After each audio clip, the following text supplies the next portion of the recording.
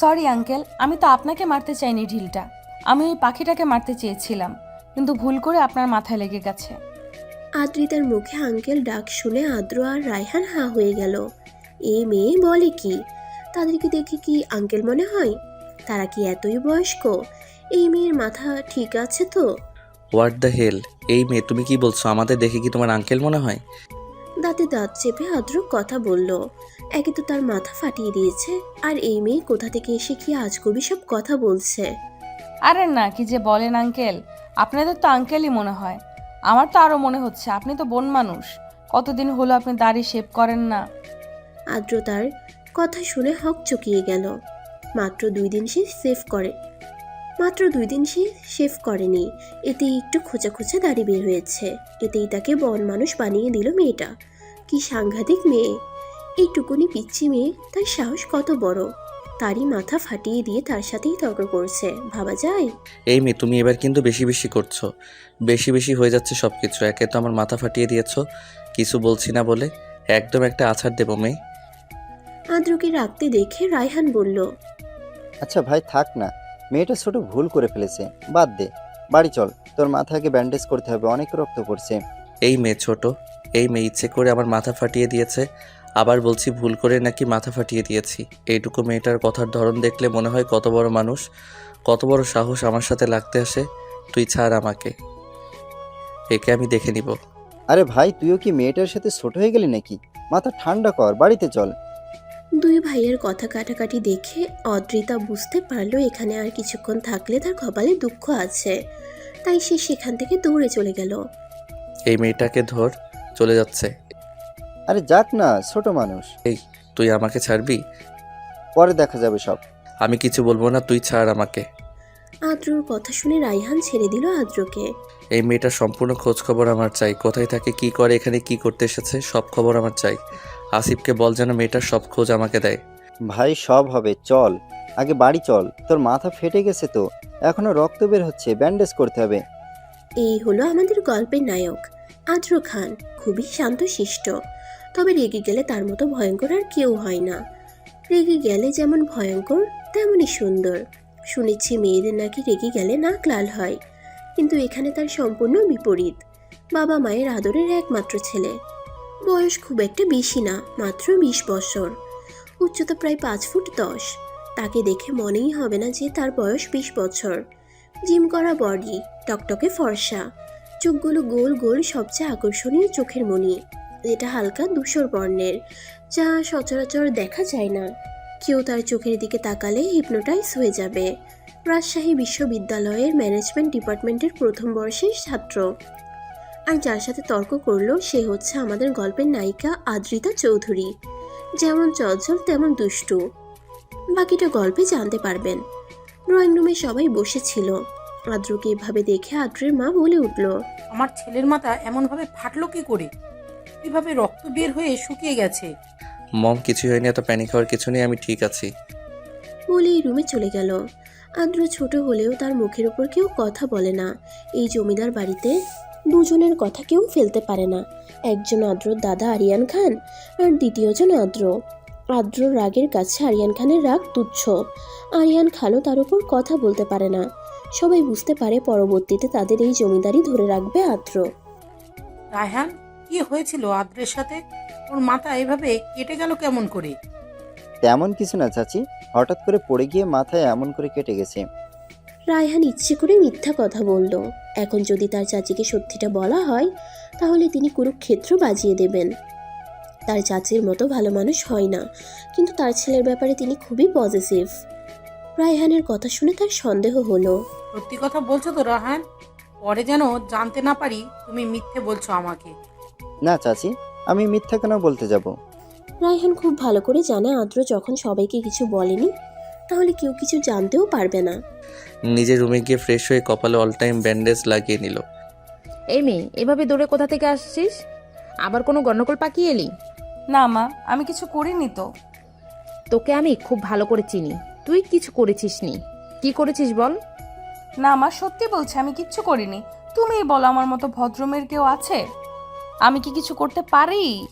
ভদ্র মেয়ে এই বাংলাদেশে কেনই পৃথিবীতে নেই? আজকে তোর বাবা আসুক, তারপর তোর বাবাকে বলছি এই মেয়ে গ্রামে এসে প্রচুর বেয়ারা হয়ে গেছে।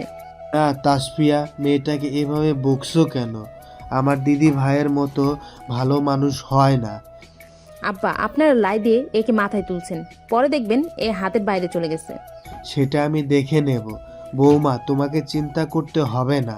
আমার দিদি ভাই কতদিন পরে আমাদের বাড়িতে বেড়াতে এসেছে, আর তুমি আমার সামনে ওকে বকছো? দেখো না, তোমার বৌমা আমাকে বকছে, তুমি মাকে বকে দাও দাদু।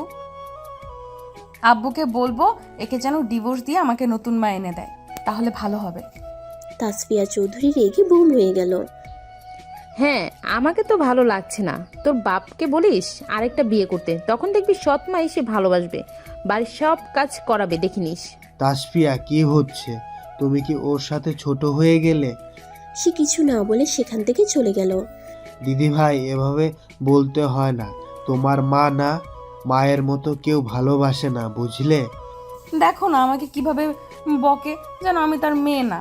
বাবাকে সব বলে দেব। বাবা আসুক ঢাকা থেকে, দেখে নিও।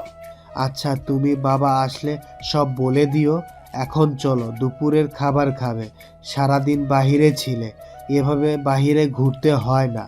আদ্রিতা তিরিং বিরিং করে নাচতে নাচতে সোহেল চৌধুরীর হাত ধরে চলে গেল জমিদার বাড়িতে দুপুরের খাবার টেবিলে। আগামীকাল অনুষ্ঠানের আয়োজন করেছি, সবাই জানো নিশ্চয়।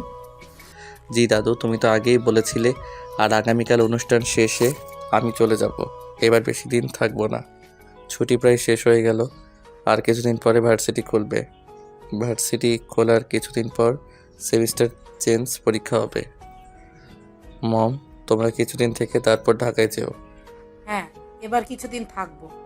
রায়হান, তোর ভার্সিটি কোচিং আছে তাই না? ভর্তি কবে? এই তো ভাইয়া, ভর্তি হয়েছি। আর 5 দিন পর থেকেই ক্লাস শুরু হবে। তুমি যাওয়ার 2 দিন পরে আমি চলে যাব। তো আমরা একসাথেই যাই। যেহেতু কোচিং করার সময় আমি আর বাড়িতে আসবো না, একদম পরীক্ষা দিয়ে তারপর বাড়িতে আসব, তাই 2টা দিন বাড়িতে একটু বেশি থাকবো। আচ্ছা ঠিক আছে, দেখে শুনে যাবি রাজশাহীতে। আর রাজশাহীতে গিয়ে আমাকে আগে ফোন দিবে। জি ভাইয়া। মম, আজকে কি জিনা তার পাপার সাথে কথা হয়েছে? হ্যাঁ, কথা হয়েছে।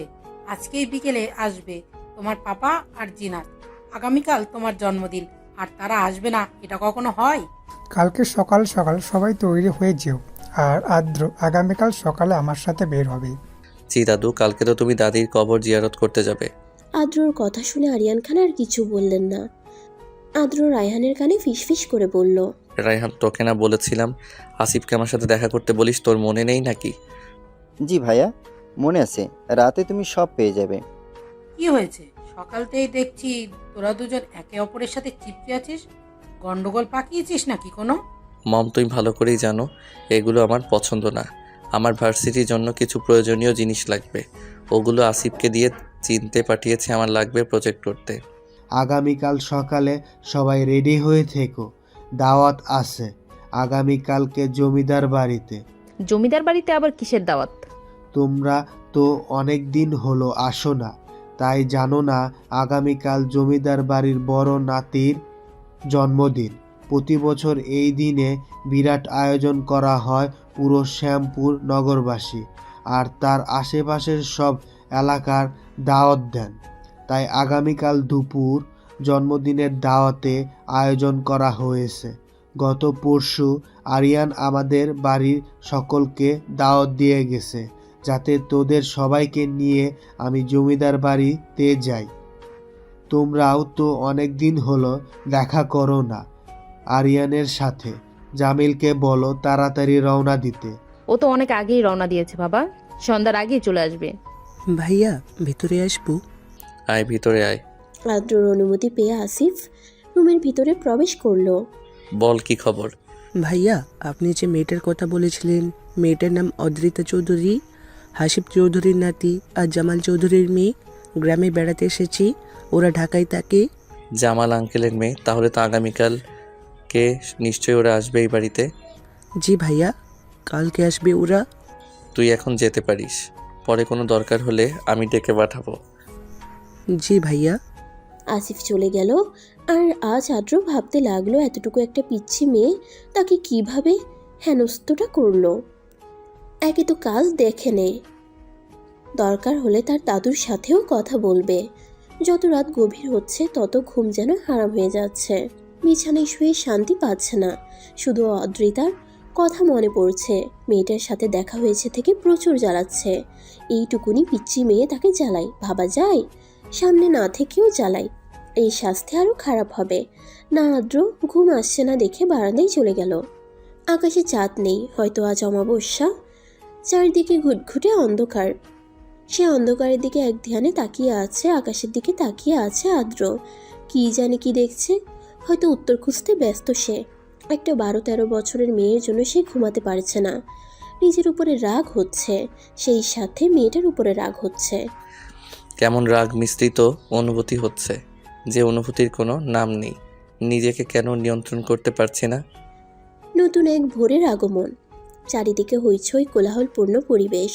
জমিদার বাড়িতে আত্মীয় স্বজন পাড়া প্রতিবেশী দিয়ে পরিপূর্ণ। হবেই তো, জমিদারের বড় নাতির জন্মদিন বলে কথা। আরিয়ান খান কোনো ত্রুটি রাখেননি এই অনুষ্ঠানে। হ্যাপি বার্থডে ভাইয়া, নতুন জীবনের শুভেচ্ছা। আরও একটা বছর চলে গেল, আগামী দিনগুলো ভালো হোক। প্রত্যেক বছরই সবার আগে জিনাত তাকে উইশ করবে। সে ভাই বলতে পাগল। ওকে যদি আদ্র বলে এটা ভুল, আর পুরো পৃথিবীর মানুষও যদি বলে এটা সঠিক, তাও সে মানবে তার ভাইয়ের কথা। থ্যাংক ইউ মাই ডিয়ার বনু। ভাইয়া তাড়াতাড়ি উঠে পড়ো, ড্রয়িং রুমে সবাই তোমার জন্য অপেক্ষা করছে, তাড়াতাড়ি আসো। তুই যা, আমি 5 মিনিটের মধ্যে চলে আসছি। জিনাত আদ্রর কথা শুনে চলে গেল, আর আদ্র ফ্রেশ হতে চলে গেল। গতকাল রাতে তার ঘুম হয়নি। সকালে নামাজ আদায় করার পরে একটু ঘুমিয়েছিল। হ্যাপি বার্থডে আদ্র। লতিফা খান আদ্রকে আদর করে, তারপর পায়েস খাইয়ে দিল। Thank you mom. একে একে সবাই আদ্রকে উইশ করতে লাগলো। চলো সবাই খাবে, অনেক সকাল হয়েছে, এবার নিশ্চয়ই খিদে পেয়েছে। সবাই খাবার খেয়ে যার যার মতো কাজে লেগে পড়ো, অনেক কাজ আজকে। আসসালামু আলাইকুম। সালাম শুনে সবাই পিছনে তাকালো।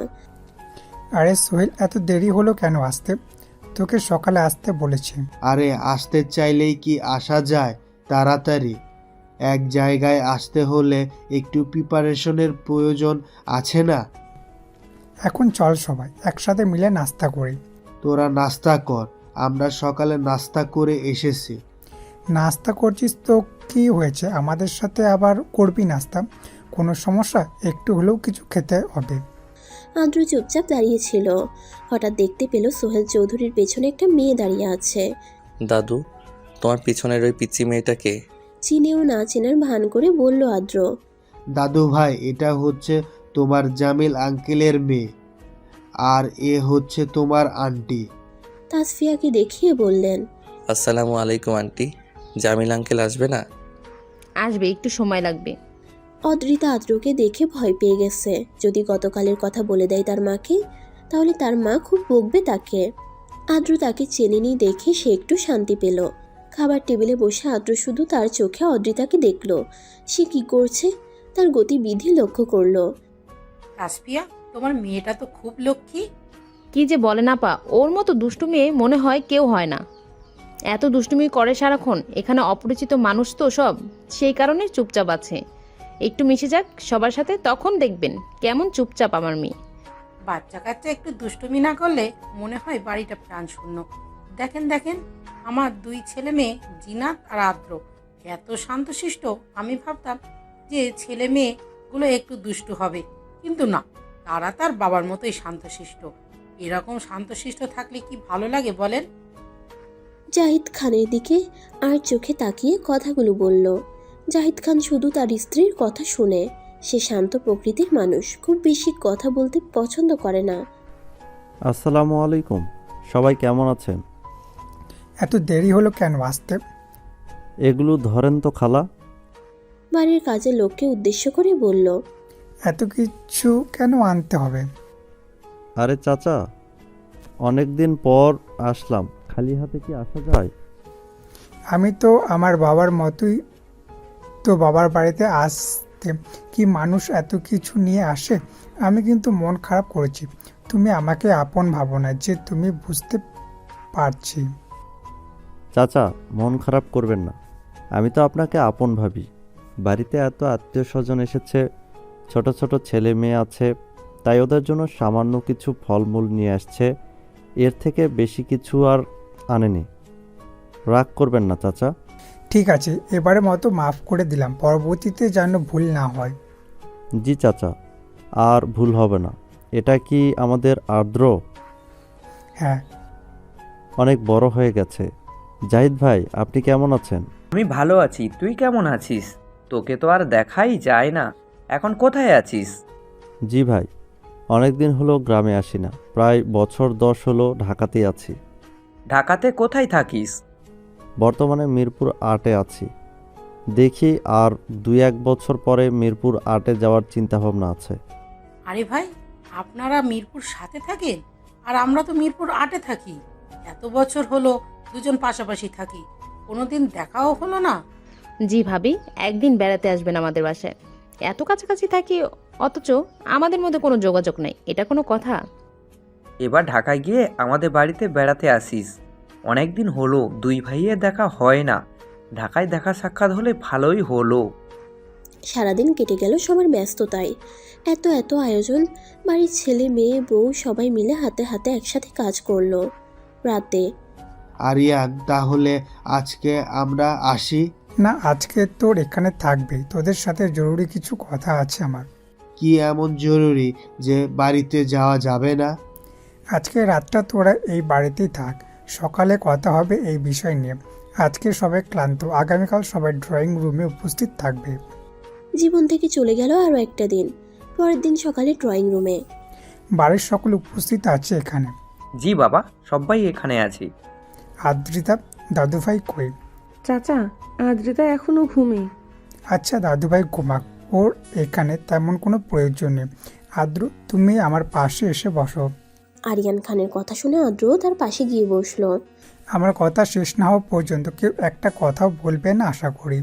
আমার কথা সবাই মানবে। সোহেল হাসিবের সাথে আমার কথা হয়েছিল, যারা ছেলে বা মেয়ে হোক আমাদের দুই পরিবারের সাথে তাদের বিয়ে দেওয়া হবে, কিন্তু আল্লাহ হয়তো চাইতে না যে আমাদের কারো মেয়ে হোক। তোর তো কোনো সন্তানই দিল না আল্লাহ, আর আমার দুই ছেলে, হাসিবের এক ছেলে, তাই আমাদের মনের আশা পূরণ করতে পারলাম না কেউ। এখন আমি আশা পূরণ করতে চাইছি, দুই পরিবারের মধ্যে বন্ধুত্ব সম্পর্কে, আত্মীয়তার সম্পর্কে রূপান্তরিত করতে চাচ্ছি। এটা তো ভালো কথা, কিন্তু কার সাথে? অদ্রিতা আর আদ্র, এই দুজনের আমি বিয়ে দিতে চাইছি।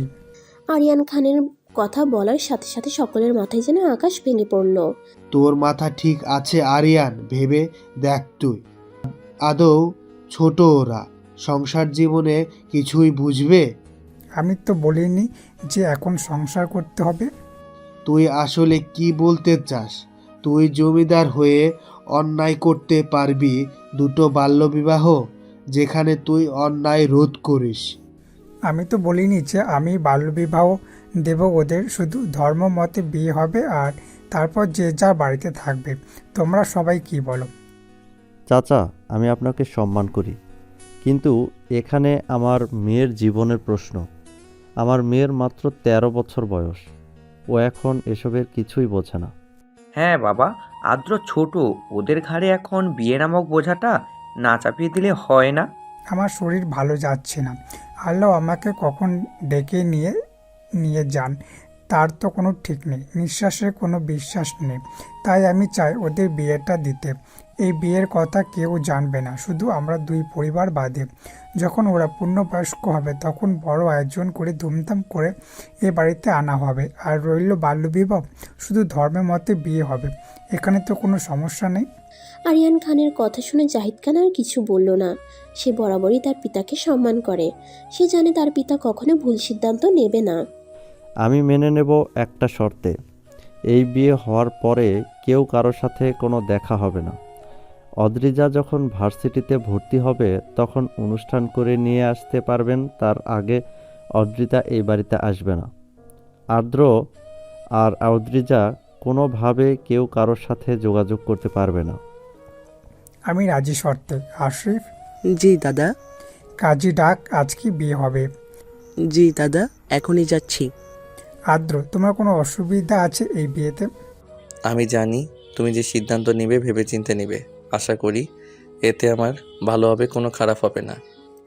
আদ্রর কথা শুনে আরিয়ান খান যেন গর্ববোধ করলো। তাকে বিশ্বাস করে, তার উপর তার আস্থা আছে। এই কথাটুকু যেন তার মনে শান্তি এনে দিল। আর কি চাই তার জীবনে? তাসফিয়া, যাও আদ্রিতাকে নিয়ে আসো। সে কি বলবে? এখানে তার কিছু বলার নেই। তার মেয়ের তো রাজকপাল, এত ভালো একটা পরিবার থেকে বিয়ে হচ্ছে। যদিও বা তার মেয়ে একটু ছোট, কিন্তু তিনি এখানে কোনো অমত করতে পারেননি। তিনি জানেন আল্লাহ তাআলা তার মেয়েকে সুখী করবেন। অদ্রিতা, অদ্রিতা, ওর তাড়াতাড়ি। উঠবো না আমি এখন, ভালো লাগছে না, ঘুমাবো। এই মেয়ে, তাড়াতাড়ি উঠবি নাকি আমার হাতে মার খাবি? প্লিজ মা, একটু ঘুমাতে দাও। এমন করছো কেন? আব্বুকে বলে দেবো কিন্তু। এই মেয়ে, মার খাবি মার? আজকে তোর বিয়ে, উঠ তাড়াতাড়ি। বিয়ের কথা শুনে অদ্রিতার ঘুম ছুটে গেল। মা কি বলছো? আমার বিয়ে? আমি এখন বিয়ে করব না, আমি তো ছোট। এই মেয়ে, বেশি বুঝিস? যেটা বলছি সেটা কর। মা, আমি তোমাদের ছাড়া থাকবো না, প্লিজ। আমি বিয়ে করব না, আমাকে ছাড়া তোমাদের থাকতে কষ্ট হবে না? বলে সে কান্না শুরু করে দিল। সে তো ছোট মানুষ, এগুলো সে কিছু বোঝে না। মেয়ের কথা শুনে তাসফিয়া চৌধুরীর কান্না পেল। তার একটা মাত্র আদরের মেয়ে, তাকে এখনই বিয়ে দিয়ে দিতে হচ্ছে। যখন একটা মেয়ের বিয়ে হয়ে যায়, সেই মেয়েটা তো আর নিজের থাকে না, অন্য কারো হয়ে যায়। যতই এখন তাকে উঠিয়ে না নিক, তবুও। দূর মেয়ে, এভাবে কেউ কান্না করে? আমরা তো খেলবো। তুমি যেরকম পুতুল দিয়ে বর বউ খেলো, তেমন করে খেলবো। এখানে তুমি বউ হবে আর তোমার আদ্র ভাইয়া জামাই হবে। একটা আঙ্কেল আসবে, ওই আঙ্কেল তোমাকে যেটা যেটা করতে বলবে তুমি সেটা সেটাই করবে, ঠিক আছে? ঠিক আছে। সত্যি বলছো তো? মিথ্যে বলছো না তো মা? আমার মেয়ে সোনা মেয়ে, এটা কি আমি মিথ্যা বলতে পারি? না, আমার মা তো পৃথিবীর শ্রেষ্ঠ মা। আমার মা আমাকে কখনো মিথ্যে বলে না। বলেই আদ্রিতা তার গলা জড়িয়ে ধরল। তাদের কথার মাঝে লতিফা খান আসলো।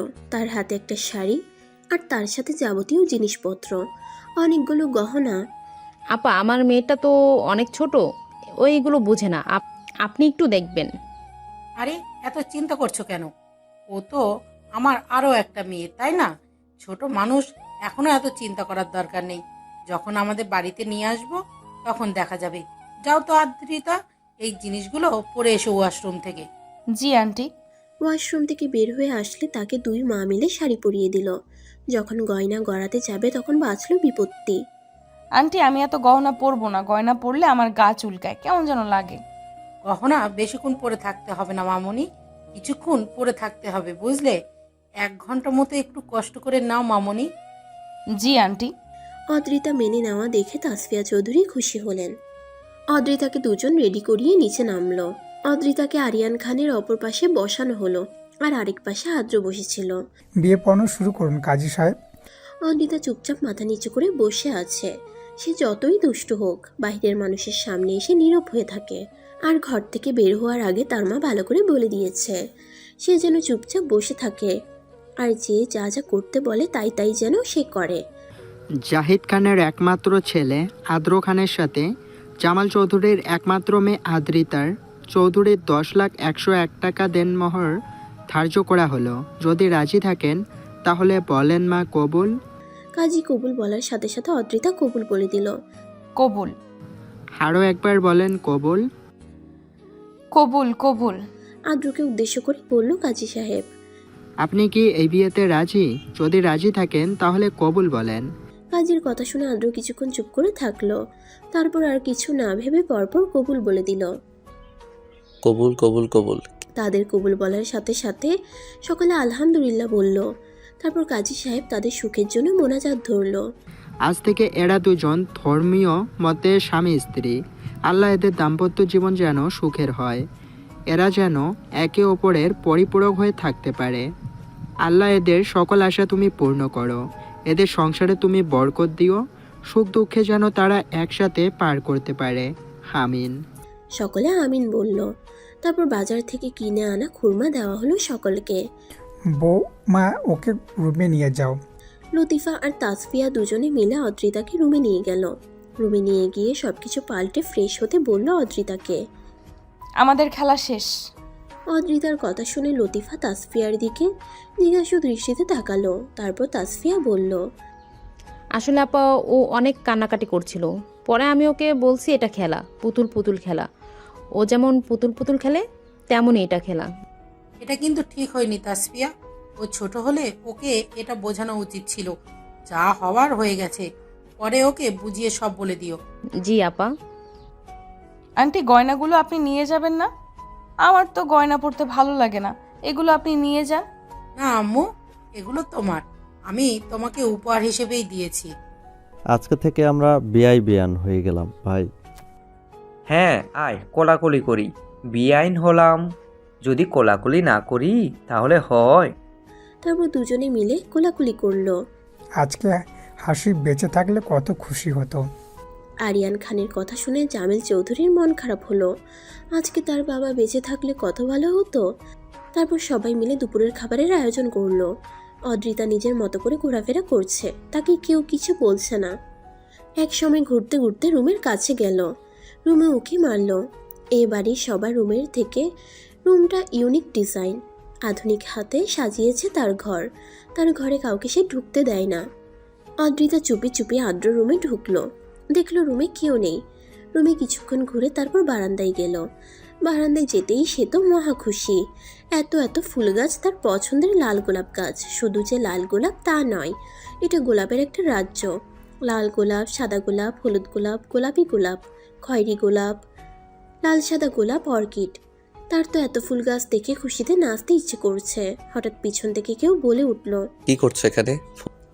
পিছনে ঘুরে আদ্রকে দেখে চমকে গেল অদ্রিতা। ভয় পেল যদি আদ্র সেদিনের জন্য তাকে বকে। না কিছু না, আমি তো ফুল দেখছিলাম। মাথা নিচু করে কথাটা বলল। এতক্ষণে অদ্রিতাকে ভালো করে খেয়াল করলো আদ্র। অদ্রিতা ছোট হলেও তার চুল অনেক ঘন আর পিঠের মাঝখান পর্যন্ত। গায়ের রং ধবধবে ফর্সা। আদ্রর মনে আছে অদ্রিতার চেহারা তার দাদির মতো হয়েছে অনেকটা, কারণ সে ছোটবেলায় অদ্রিতার দাদিকে দেখেছিল। ফুল তোমার পছন্দ, ফুল নেবে? আদ্রর কথা শুনে অদ্রিতা খুশি হলো। হ্যাঁ, ওই গাছটা আমাকে দেবে? লাল গোলাপ দেখিয়ে বলল। যদি না দিই তাহলে? অদ্রিতা আদ্রর কথা শুনে তার মন খারাপ হয়ে গেল। সে কিছু না বলে যেতে নিলে আদ্র পিছন থেকে বলল, অদ্রিতা কোথায় যাচ্ছ? আমার কথা শোনো। তুমিই তো বললে আমাকে নাকি ফুল গাছ দেবে না, তাহলে একটা ফুল গাছ দাও না প্লিজ। সেদিনের জন্য সত্যি আমি সরি। তোমাকে ইচ্ছে করে আমি মারিনি, ভুল করে লেগেছে। আমাকে লাল ফুল গাছটা দিবা আদ্র ভাইয়া? অদ্রিতার মুখে ভাইয়ার শুনে আদ্রর কিছুটা রাগ হলো, কিন্তু কিছু বলল না। আমার বিয়ে করে বউ আমাকে ভাইয়া ডাকে, তোমাকে ফুল দিতে পারি একটা শর্তে। কি শর্ত বলো? তুমি যদি আমাকে ভাইয়া না বলে শুধু আদ্র বলে ডাকো। তোমাকে আদ্র বলে ডাকলে আম্মু বকা দেবে। আম্মু বলেছে বড়দের ভাইয়া বলে ডাকতে। তুমি আমাকে আদ্র বলে ডাকলে কেউ বকা দেবে না, সবাই তোমাকে আরো বেশি ভালোবাসবে। যদি বকা দেয় তাহলে? আমি বলেছি তো, বকা দেবে না কেউ, দেখে নিও। তোমার আমার কথা বিশ্বাস হয় না? হয়। এই নাও এই ফুল গাছটা নিয়ে যাওয়ার। কেউ যদি বলে কে দিয়েছে, বলবা আদ্র দিয়েছে, কেউ কিছু বলবে না। ফুল গাছ নিয়ে তো অদ্রিতা সেই খুশি, তার প্রিয় লাল গোলাপ দিয়েছে। আদ্রকে ভয় লাগলেও এখন তার আর ভয় লাগছে না। তুমি অনেক ভালো আদ্র। অদ্রিতার কথা শুনে আদ্র খুশি হলো, তবে কেন হলো তা সে জানে না। তবে তার খুব ভালো লাগছে অদ্রিতার কথা শুনে।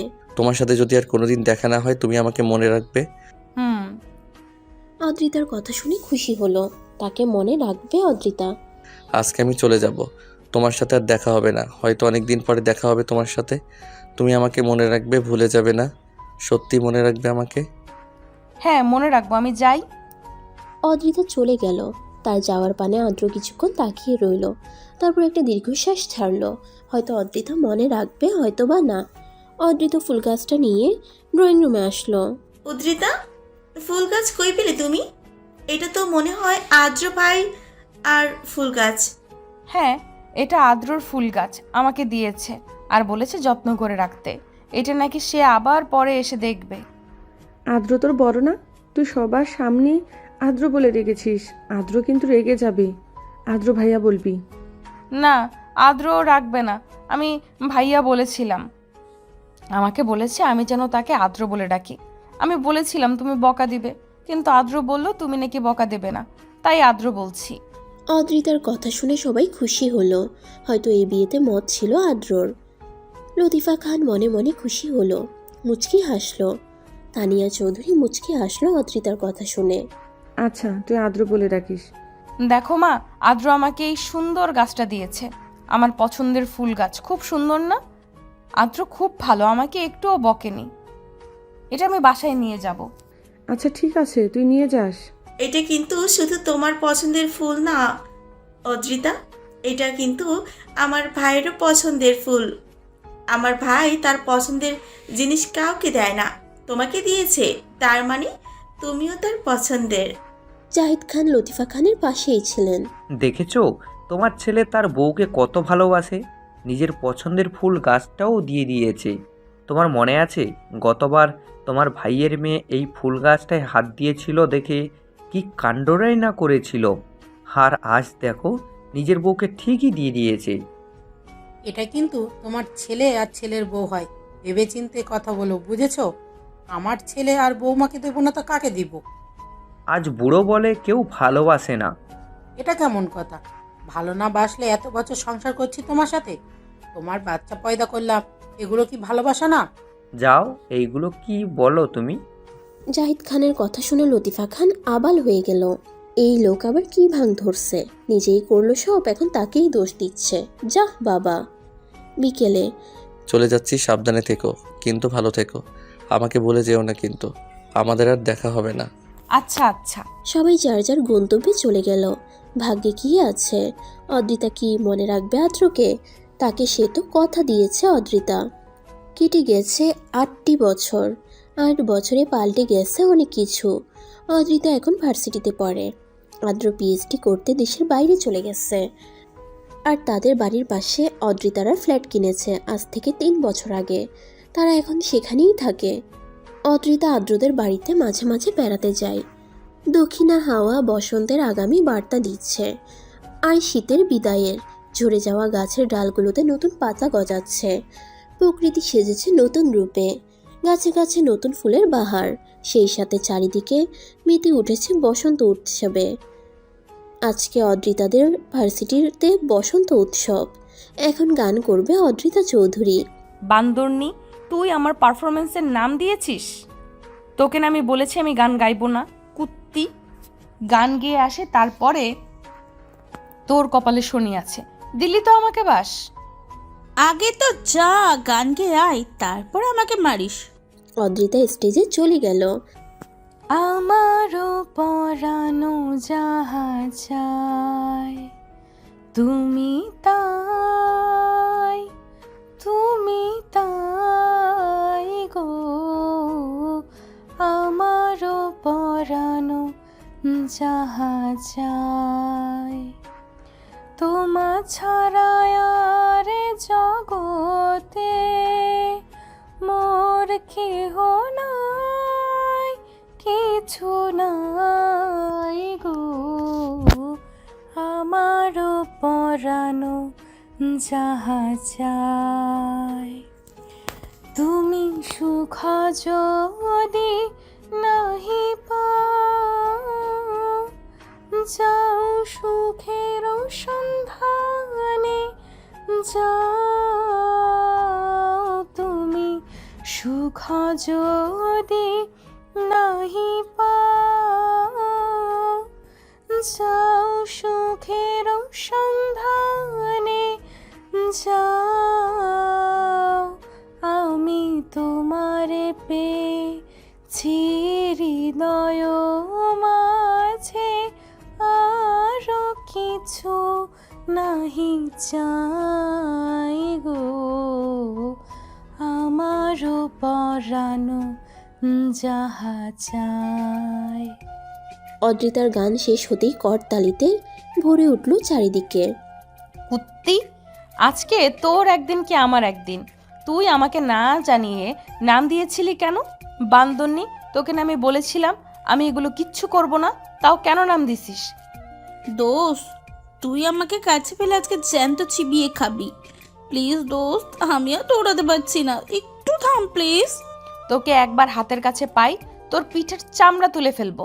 আজকে তুই আমাকে এত বড় বাস না দিলেও পারতি আজকে। দৌড়াতে দৌড়াতে আদিবাকে একসময় আদি ধরে ফেলল। আর মারিস না দোস্ত, হার মারলে আমি মরেই যাব, তখন তুই আমাকে কোথায় পাবি? অদ্রি, তোরে আমি পায়ে ধরি, হার মারিস না। আর এমন করবি বল আমার সাথে? মা আমাকে বারবার বলছে আমি যেন গান না করি। এখন যদি মা জানে যে আমি গান করছি, আমার বদলে কি তুই বকা খাবি বল? বলেই ধরাম করে পিঠে একটা কিল বসিয়ে দিল আদিবার। তারা দুজন মারামারি করছিল। হঠাৎ দেখতে পেল আদিত্য তাদের দিকে এগিয়ে আসছে। আরে দোস্ত, এটা আদিত্য ভাইয়া না? এদিকে আসছে কেন? প্রপোজ করবে নাকি? দেখিস আমার কথা মিলিয়ে নিস। তোকে প্রপোজ করবে দেখিস? এখন পর্যন্ত আমাকে একটা প্রপোজ পেয়েছি, আমার ফাটা কপাল। তাদের কথার মাঝে আদিত্য এসে দুজনের সামনে দাঁড়ালো। তার হাতে একটা গোলাপ ফুলের বুকে ছিল। বুকেটা আদিবার দিকে এগিয়ে বলল, আদিবা ভাই, এটা তোমার জন্য। আমার জন্য মানে?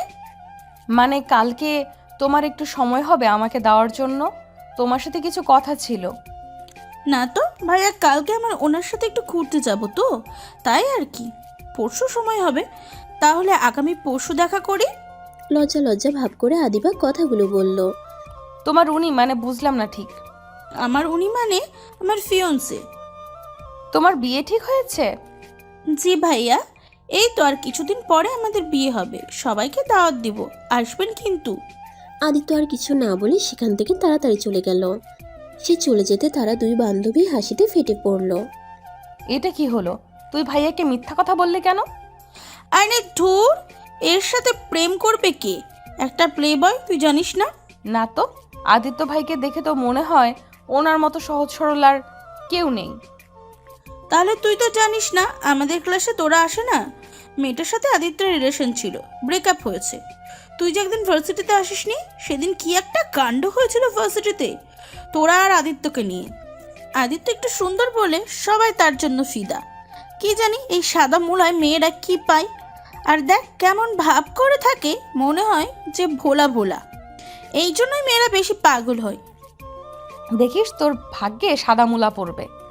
সেটা তখন দেখা যাবে, এখন চল বাড়ি যাব, সন্ধ্যা হয়ে যাবে। দেখ না তুই কত প্রপোজ পাস, আর আমি একটাও প্রপোজ পাই না। এই জীবন নিয়ে কি হবে যদি একটা প্রপোজ না পাই? তুমি প্রপোজ পাও না ঠিক, কিন্তু তুমি তো বিয়ে করে নিয়ে বসে আছো। দুলাভাই কবে দেখাবি বল সেটা? আদিবার কথা শুনে অদ্রিতা একটু লজ্জাই পেল। ভার্সিটিতে ওঠার পর আদ্রের সম্পর্কে অদ্রিতা সবকিছু বলে দিয়েছে আদিবাকে, যে সে বিবাহিত।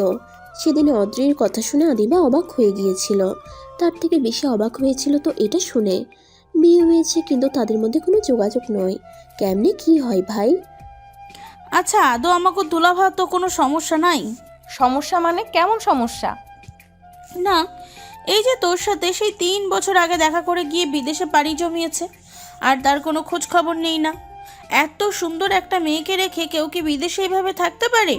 আমার তো মনে হয় দুলাভাইয়ের কোনো প্রবলেম আছে। আদিবার কথা শুনে অদ্রিতা তার মাথায় একটা থাপ্পড় মারলো।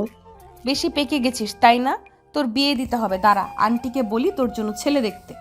তুই বিয়ে কর, তোর যদি কোনো দেবর থাকে তার গলায় আমি ঝুলে পড়বো, তারপর তো যেন একসাথে থাকবো, ভালো হবে না? আমার তো দেবর আছেই রায়হান ভাই, তুই কি 2 চোখে দেখতে পারিস না? ওই হাদারামকে বিয়ে করবে কে? হাদারাম তো ঠিক মতন কথাই বলতে পারে না, আবার তার সাথে প্রেম বিয়ে? বাচ্চা পয়দা করতে পারবে নাকি তাই সন্দেহ। বলেই চোখ টিপ মারলো আদিবা। দুজনে কথা বলতে বলতে গেটের কাছে আসতেই অদ্রিতার পা হঠাৎ থমকে গেল।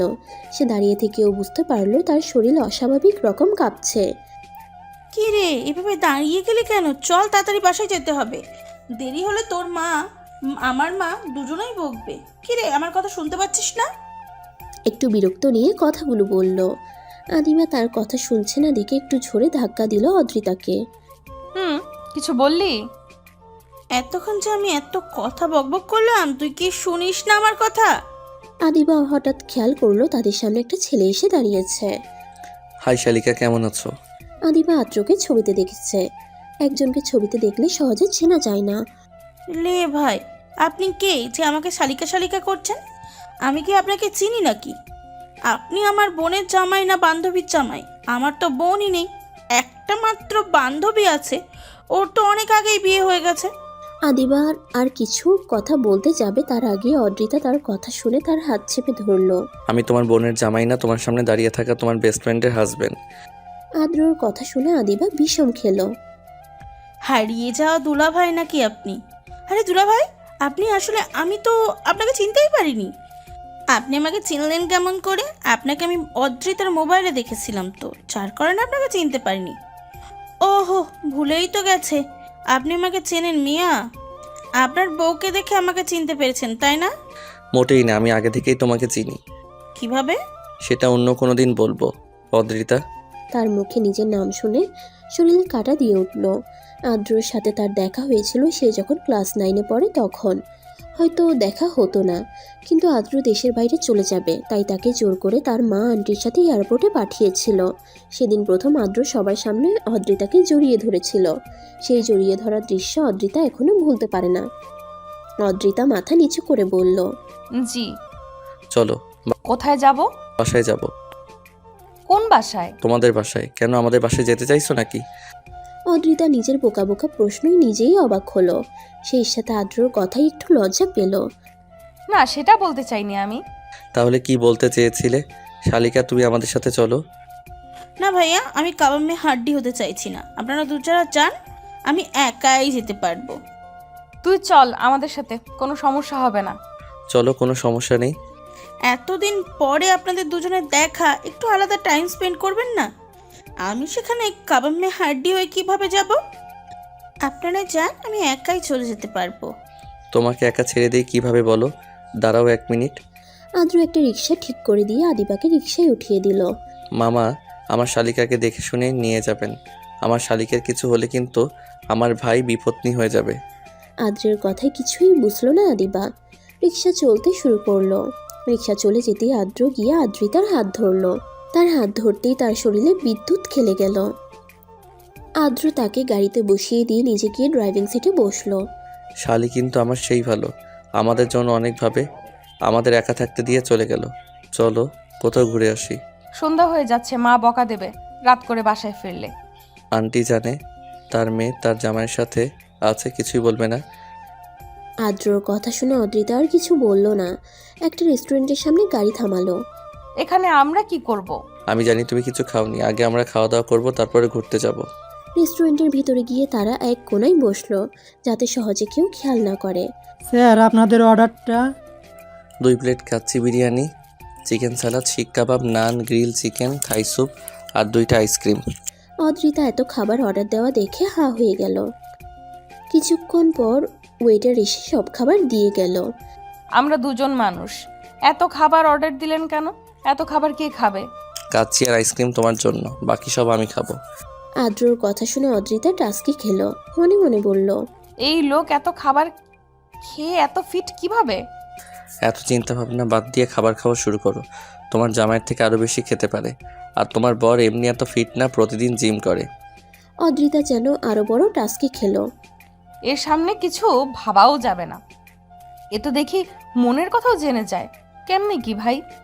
অত ভেবে কাজ নাই, খাওয়া স্টার্ট দাও। আর জামাইকে কখনো কেউ ভাই বলে না। জামাইকে জান, কলিজা, বাবু, আত্মার সোনা এগুলো বলতে হয়। অদ্রিতার মনে হয় এখন অজ্ঞান হয়ে যাবে। সে আর কিছু না ভেবে খাওয়া শুরু করলো। অদ্রিতা কাচ্চি খেতে খেতে আদ্রর প্রায় সব খাওয়া শেষ। অদ্রিতা খাচ্ছে কম, আদ্রকে দেখছে বেশি। তুমি খাবে নাকি আমি খাইয়ে দেবো? আদ্রর কথা শুনে একটু লজ্জাই পেল। আমি খেতে পারবো।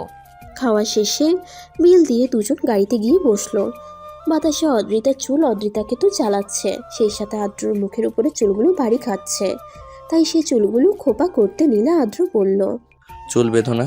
আপনার তো গাড়ি চালাতে সমস্যা হচ্ছে। আমি কি একবারও বলেছি আমার সমস্যা হচ্ছে? এত বেশি ভাবা ঠিক না। আজকাল মানুষের ভালো করতে নেই। কোন জায়গাটা তো খুব সুন্দর। পছন্দ হয়েছে। এটা আমার খুব একটা প্রিয় জায়গা।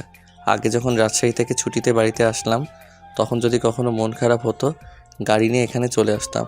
সবচেয়ে ভালো লাগে যখন সূর্য অস্ত যায়। তাহলে আজকে সূর্যাস্ত দেখে যাব। বাদাম খাবে? খাওয়া যায়। তুমি এখানে বসো, আমি বাদাম কিনে আনছি। আদ্র বাদাম কিনতে চলে গেল। আর অদ্রিতা নদীর কিনারে বসে থেকে সূর্যাস্ত দেখছে। আদ্র বাদাম কিনে আসার সময় দূর থেকে অদ্রিতাকে লক্ষ্য করলো। সূর্যাস্তের আলোতে অদ্রিতাকে কি স্নিগ্ধ লাগছে। দূর থেকে দাঁড়িয়ে আদ্রিতার কয়েকটা ছবি তুলে নিল। তারপর গিয়ে অদ্রিতার পাশে বসলো। আদ্র বাদাম ছিলে দিচ্ছে আর অদ্রিতা খাচ্ছে। তুমি কি নিষ্ঠুর? সব জায়গায় প্রেমিকা বাদাম ছিলে দেয় আর প্রেমিক বাদাম খায়, আর আমি বাদাম ছিলে দিচ্ছি আর তুমি বাদাম খাচ্ছ। তোমার কি বরটার উপর একটু মায়া হয় না? আইসে কি আমার প্রেমিকার উদাহরণ দিতে? বলি ভাই, এতদিন কই ছিলেন? এতদিন তো আমার কথা একটুও মনে পড়েনি। আমার বউটা কি আমাকে মিস করেছে? আমার বউটা কিন্তু আমাকে কথা দিয়েছিল সে আমাকে ভুলে যাবে না। সে কিন্তু তার কথা রেখেছে, সে আমাকে ভুলে যায়নি। আমি আমার বউটাকে কিন্তু খুব ভালোবাসি। একদম বউ বউ করবেন না। এখন ভালোবাসা দেখাতে এসেছে? আগে কই ছিলেন? কোনো খোঁজ খবর নেই, হুট করেই উদয় হলেন। আবার চলে যাবেন নাকি? হায়রে, আমার বউটা দেখে অনেক কথা শিখে গেছে। আমার পিচ্ছি বউটা আর পিচ্ছি নেই। আমার বউ পাখিটা রাগ করেছো আমার উপর? তোমার বাবার শর্তের কথা মনে নেই? মনে থাকবে কিভাবে? তখন তো তুমি পিচ্ছি। তখন কেন? এখনও তো তুমি পিচ্ছি আছো। তোমার বাবার কারণেই তো আমাকে তোমার কাছ থেকে দূরে থাকতে হলো। খবরদার আমাকে পিচ্চি বলবেন না। আমি যদি পিচ্চি হই তাহলে পিচ্চি মেয়েকে বিয়ে করেছেন কেন? আমি তো বিয়ে করতে চাইনি। কি করবো বলো? আমার দাদুটা তোমাকে আমার ঘাড়ে চাপিয়ে দিল। আদ্র মজা করে কথাটা বললেও কথাটা শুনে অদ্রিতার খারাপ লাগলো। সে অন্যদিকে মুখ ঘুরিয়ে নিল। তার কেন যেন খুব কান্না পাচ্ছে। তার মানে কি সবাই তাকে জোর করে তার ঘাড়ে তুলে দিয়েছে? এরকম কথা সে বলতে পারলো? আচ্ছা দেখি এদিকে তাকাও। কি হয়েছে? রাগ করেছো? আমি তো এমনি একটু মজা করছিলাম। দেখি এদিকে তাকাও। কান্না করছো? এই সামান্য কথা কেউ কি কান্না করে? দেখেছো তুই পিচ্ছি রয়ে গেলে, বড় হলে না আর।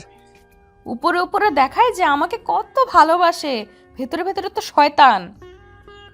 আমাকে তো ভালোবাসে না। বিদেশে গিয়ে কি কোনো মেয়েকে পছন্দ হয়েছে?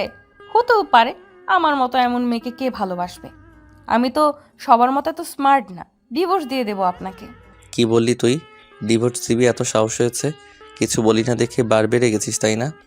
সামান্য মজাও বুঝিস না তুই? সামান্য একটা কথা নিয়ে এত বড় কথা বললি তুই আমাকে। তুই যদি ডিভোর্স চাস তাহলে আমার মরা মুখ দেখতে হবে। তার আগে তুই ডিভোর্স পাবি না, মনে রাখিস। তার গালে জোরে চেপে ধরে কথাগুলো বলল। গাল ছেড়ে দিয়ে জোরে জোরে নিঃশ্বাস নিল। আসলে ভুলটা তারই। সে এমন না করলেও পারত।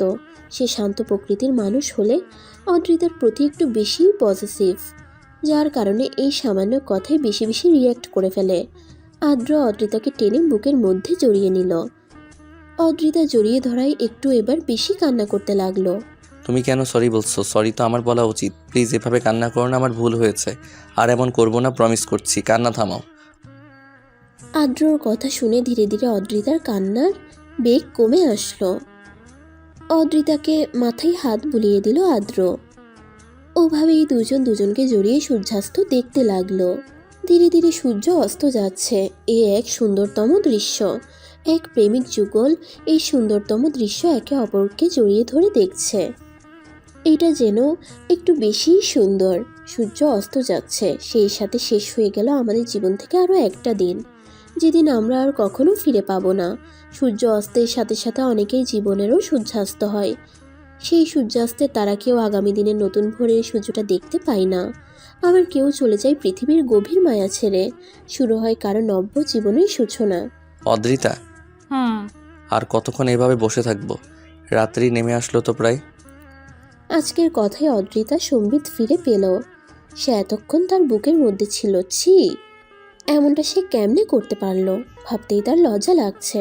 সে তাড়াতাড়ি করে আদ্রকে রেখে চলে যেতে লাগলো।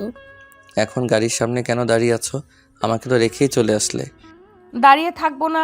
আপনি তো গাড়ির লক করে রেখেছেন, গাড়িতে বসবো কেমনে? ধরণীতে রাত নেমেছে।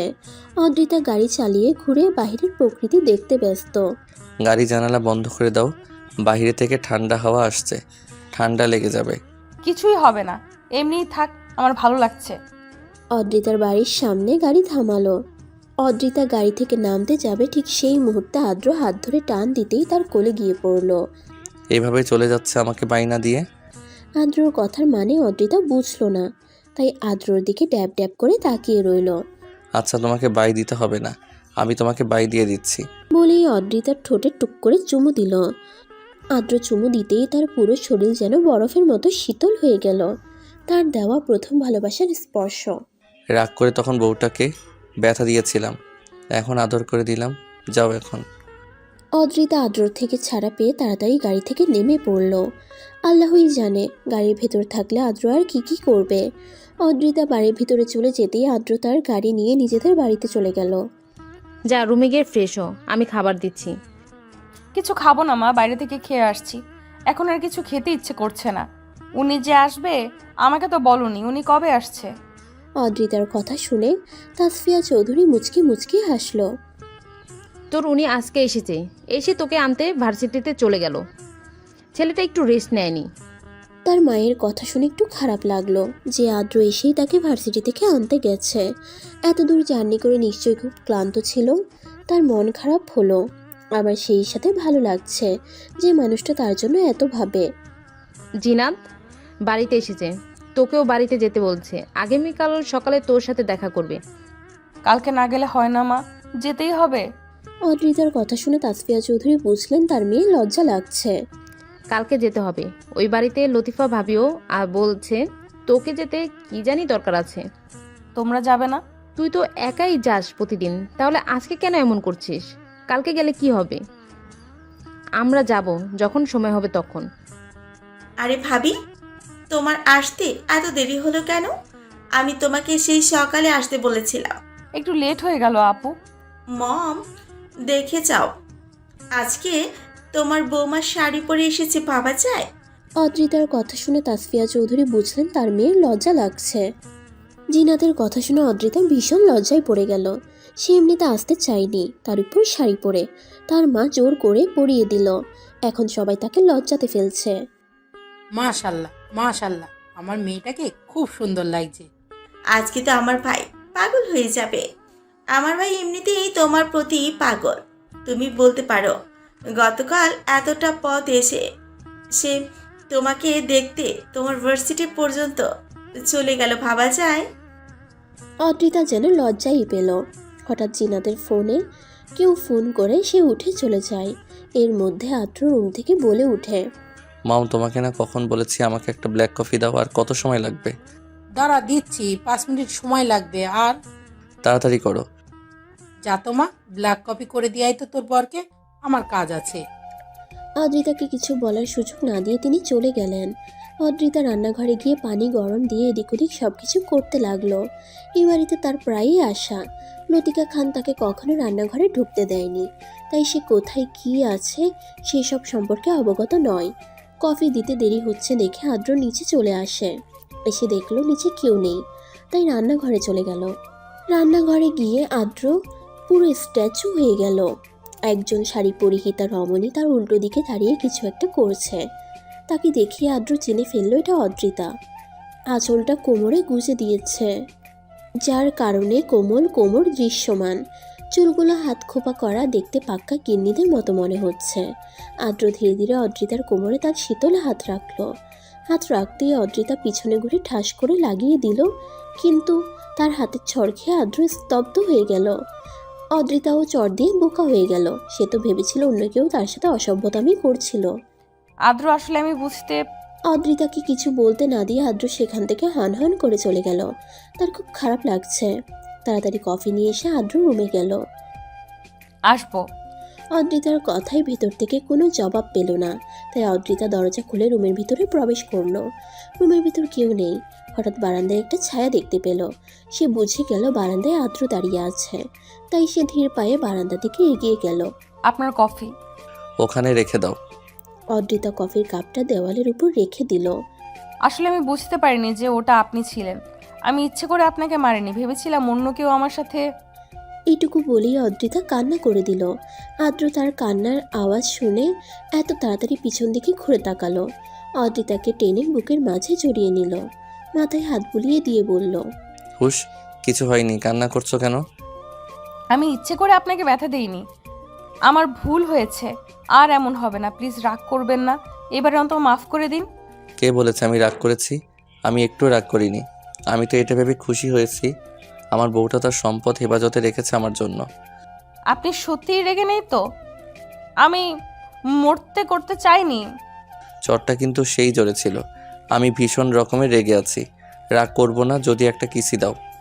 আজ তার কথার মানে বুঝতে পেরে সে ভীষণ লজ্জা পেল।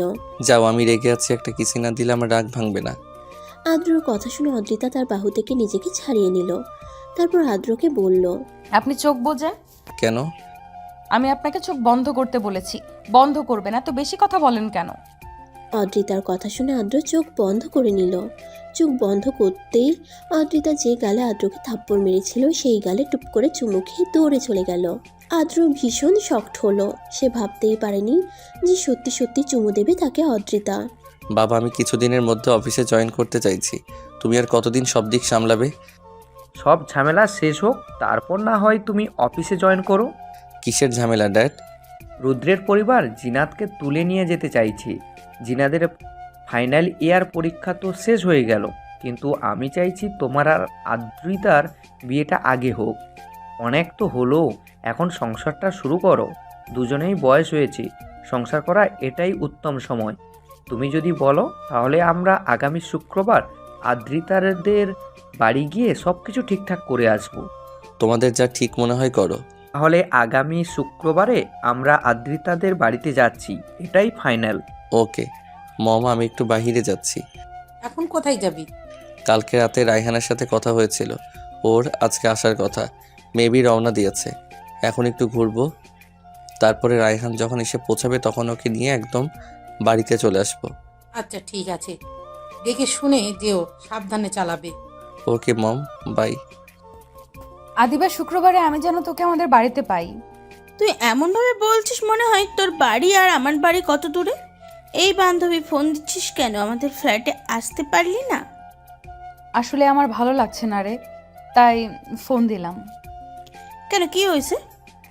তুই আয় আমাদের ফ্ল্যাটে। কে কি হয় তুই জানোস না? ওহ, বুঝতে পেরেছি। আচ্ছা 2 মিনিট ওয়েট কর, আমি আসছি। আদিবা নিজেদের ফ্ল্যাট থেকে বের হয়ে অদ্রিতাদের ফ্ল্যাটের দরজায় বেল চাপলো। মিসেস তানিয়া গিয়ে দরজা খুলে দিল। আরে আদিবা, ভেতরে এসো। আন্টি, অদ্রিতা কোথায়? দেখো, ও মনে হয় শুয়ে আছে, একটু অসুস্থ তো। আদিবা দৌড়ে অদ্রিতার রুমে চলে গেল। এখন বল, শুক্রবার দিন কেন আসতে হবে তোদের বাড়ি? আসলে শুক্রবার দিন আমাদের বাসায় সবাই আসবে। ও তাই নাকি? নিশ্চয়ই তোর আর আদ্র ভাইয়ের বিয়ের দিন ফেলবে। আমার ভীষণ ভয় করছে আদিবা। কিসের ভয়? বিয়ে হয়ে গেছে আজ থেকে 7-8 বছর আগে, আর তোর এখন ভয় হচ্ছে? তবুও ভীষণ টেনশন লাগছে। যখন বিষয়টা হয়েছিল তখন তো আমি কিছু জানতাম না, তুই তো সবই জানিস। চিন্তা হওয়াটা কি স্বাভাবিক না? হঠাৎ অদ্রিতার ফোন বেজে উঠল। অদ্রিতা ফোন হাতে নিয়ে দেখে আননোন নাম্বার। কে ফোন দিয়েছে রে? দুলাভাই নাকি? কি জানি, চিনি না, দেখ অপরিচিত নাম্বার। দে আমি কথা বলি। বলেই আদিবা অদ্রিতার হাত থেকে ফোনটা নিয়ে নিল।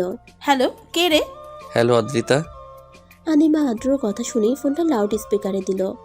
অদ্রিতা কিছু বলতে নিলে এসে চুপ করিয়ে দিল অদ্রিতাকে। হ্যাঁ বলো। সোনা, রেডি হয়ে নাও, আজকে বের হব। আদ্রের কথা শুনে আদিবা চুপ হয়ে গেল। তারপর অদ্রিতা কিছু বলতে নিলেই আদিবা অদ্রিতার মুখ চেপে ধরল। হ্যাঁ বাবু, কোথায় বেড়াতে যাব আমরা? কেন, হোটেলে যাব? কোনো সমস্যা? না, আমার কেন সমস্যা থাকবে? তুমি যেখানেই নিয়ে যাবে আমি সেখানেই যাব। চাইলে আর একটু গভীর কিছু হবে। শালি সাহেবা, অনেক হয়েছে, দয়া করে আমার বউটাকে ফোনটা দিন। আদ্রর কথা শুনে আদিবা জিভ কাটল। সে তাড়াতাড়ি করে অদ্রিতাকে ফোনটা দিয়ে দিল। জি বলেন। তাড়াতাড়ি রেডি হয়ে না, বেড়াতে যাব। আজকে না গেলে হয় না? আমার ভালো লাগছে না। তার কথা শুনে অদ্রিতা বিরক্ত হলো। কি হয়েছে তোমার? অসুস্থ ডাক্তার ডাকবো? না না, কিছু হয়নি, এমনি ভালো লাগছে না। আপনি দয়া করে হাইপার হবেন না, একাই ঠিক হয়ে যাবে। একাই কেমনে ঠিক হবে? ঠিক হয়ে যাবে, আপনাকে টেনশন করতে হবে না। যদি বেশি অসুবিধা হতো তাহলে তো আপনাকে বলতামই। আদ্র তার কথাই কিছু একটা বুঝতে পেরে ফোনটা রেখে দিল। আদ্র ফোনটা রাখতেই অদ্রিতা স্বস্তির নিঃশ্বাস ফেলল। কি বললো ভাইয়া? যাবি বেড়াতে তুই? তুই তো এমনিতেই অসুস্থ। আরে মাথা খারাপ হয়েছে, এমনিই বেড়াতে যাব, এমনিতেই ভালো লাগছে না। উনি আসতে চাইলে আমি না করেছি। হ্যাঁ ভালো হয়েছে। তাদের কথার মাঝে আবারও কলিং বেল বেজে উঠল। তানিয়া বেগম রান্না করছিলেন। অদ্রিতার জন্য নুডলস পাস্তা তৈরি করছিলেন। মেয়েটা অসুস্থতার জন্য সকাল থেকে কিছু খায়নি। তাড়াতাড়ি গিয়ে দরজা খুলে দিলেন। দরজা খুলে দিতেই আদ্র আর রায়হানকে দেখতে পেল। আসসালামু আলাইকুম আন্টি, ভালো আছেন? জি বাবা, ভালো আছি, ভেতরে এসো।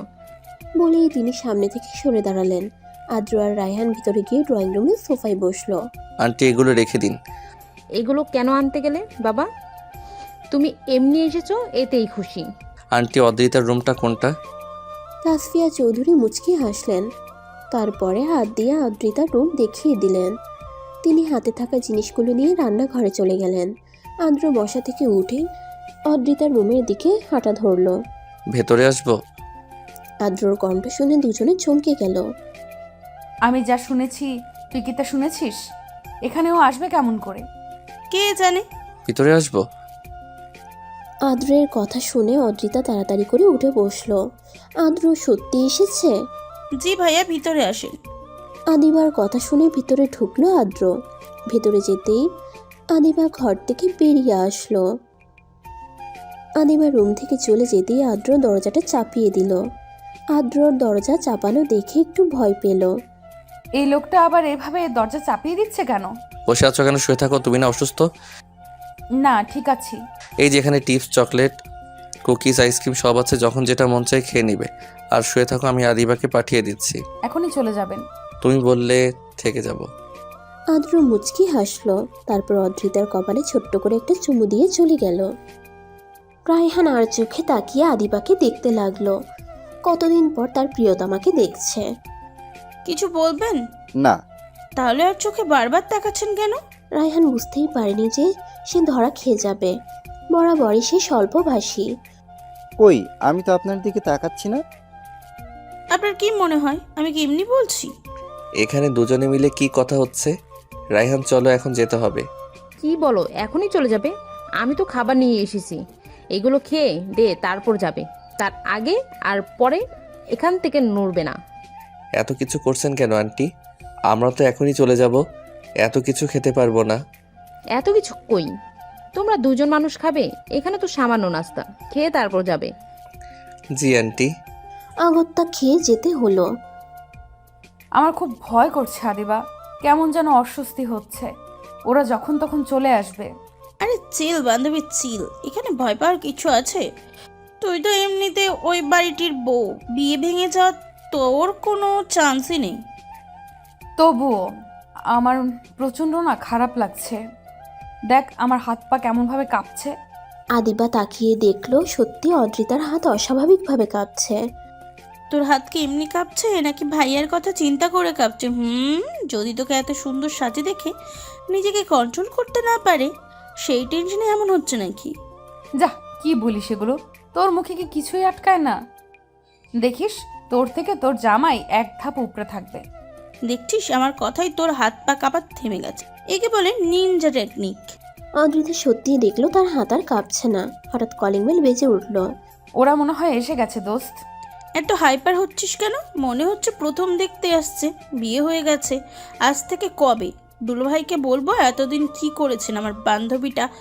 এখনো এত লজ্জা পাই কেন? লজ্জাগুলো ভেঙে দিতে পারেননি? আদিবা চোখ টিপে কথাটা বলল। দাঁড়া, আমি দেখে আসি কে কে এসছে। আদিবা চলে গেল দেখতে। সবাই ড্রয়িং রুমে বসে আলাপ করছে। রায়হান হঠাৎ দেখতে পেল আদিবা উক্তি দিচ্ছে তাকে দেখার জন্য। সে একটু মুচকি হাসলো। দোস্ত, দেবের কথা আজকে হেভি লাগছে। দুলভাইকে কিন্তু দেখতে সেই লাগছে। দুলভাই তো এমনি আমাদের সুপারস্টার। কে কে এসেছে? তেমন কেউ না, তোর শ্বশুর, শাশুড়ি, দেবর, ননদ আর দুজনকে দেখলাম। তারা মনে হয় ভাই আর চাচা চাচি। ও তাহলে এটাই ফাইনাল, আগামী বৃহস্পতিবারে বিয়ে। বিয়াই একটু বেশি তাড়াতাড়ি হয়ে যাচ্ছে না? আর 2-1 দিন পরে করলে ভালো হতো। সব কিছুর আয়োজন তো আছে। এত চিন্তা করিস না, সব কিছু সময় মতো হবে। কেউ আর কিছু বলল না। যেহেতু বিয়েটা আগেই হয়ে গেছে, এখন এসব কথা না বলাই ভালো। ওই আদ্রিতা মাকে নিয়ে এসো। ভাবি চলো, তোমাকে সবাই যেতে বলেছে। এই যে ভাবিকে নিয়ে এসেছি, কি বলবে বলো?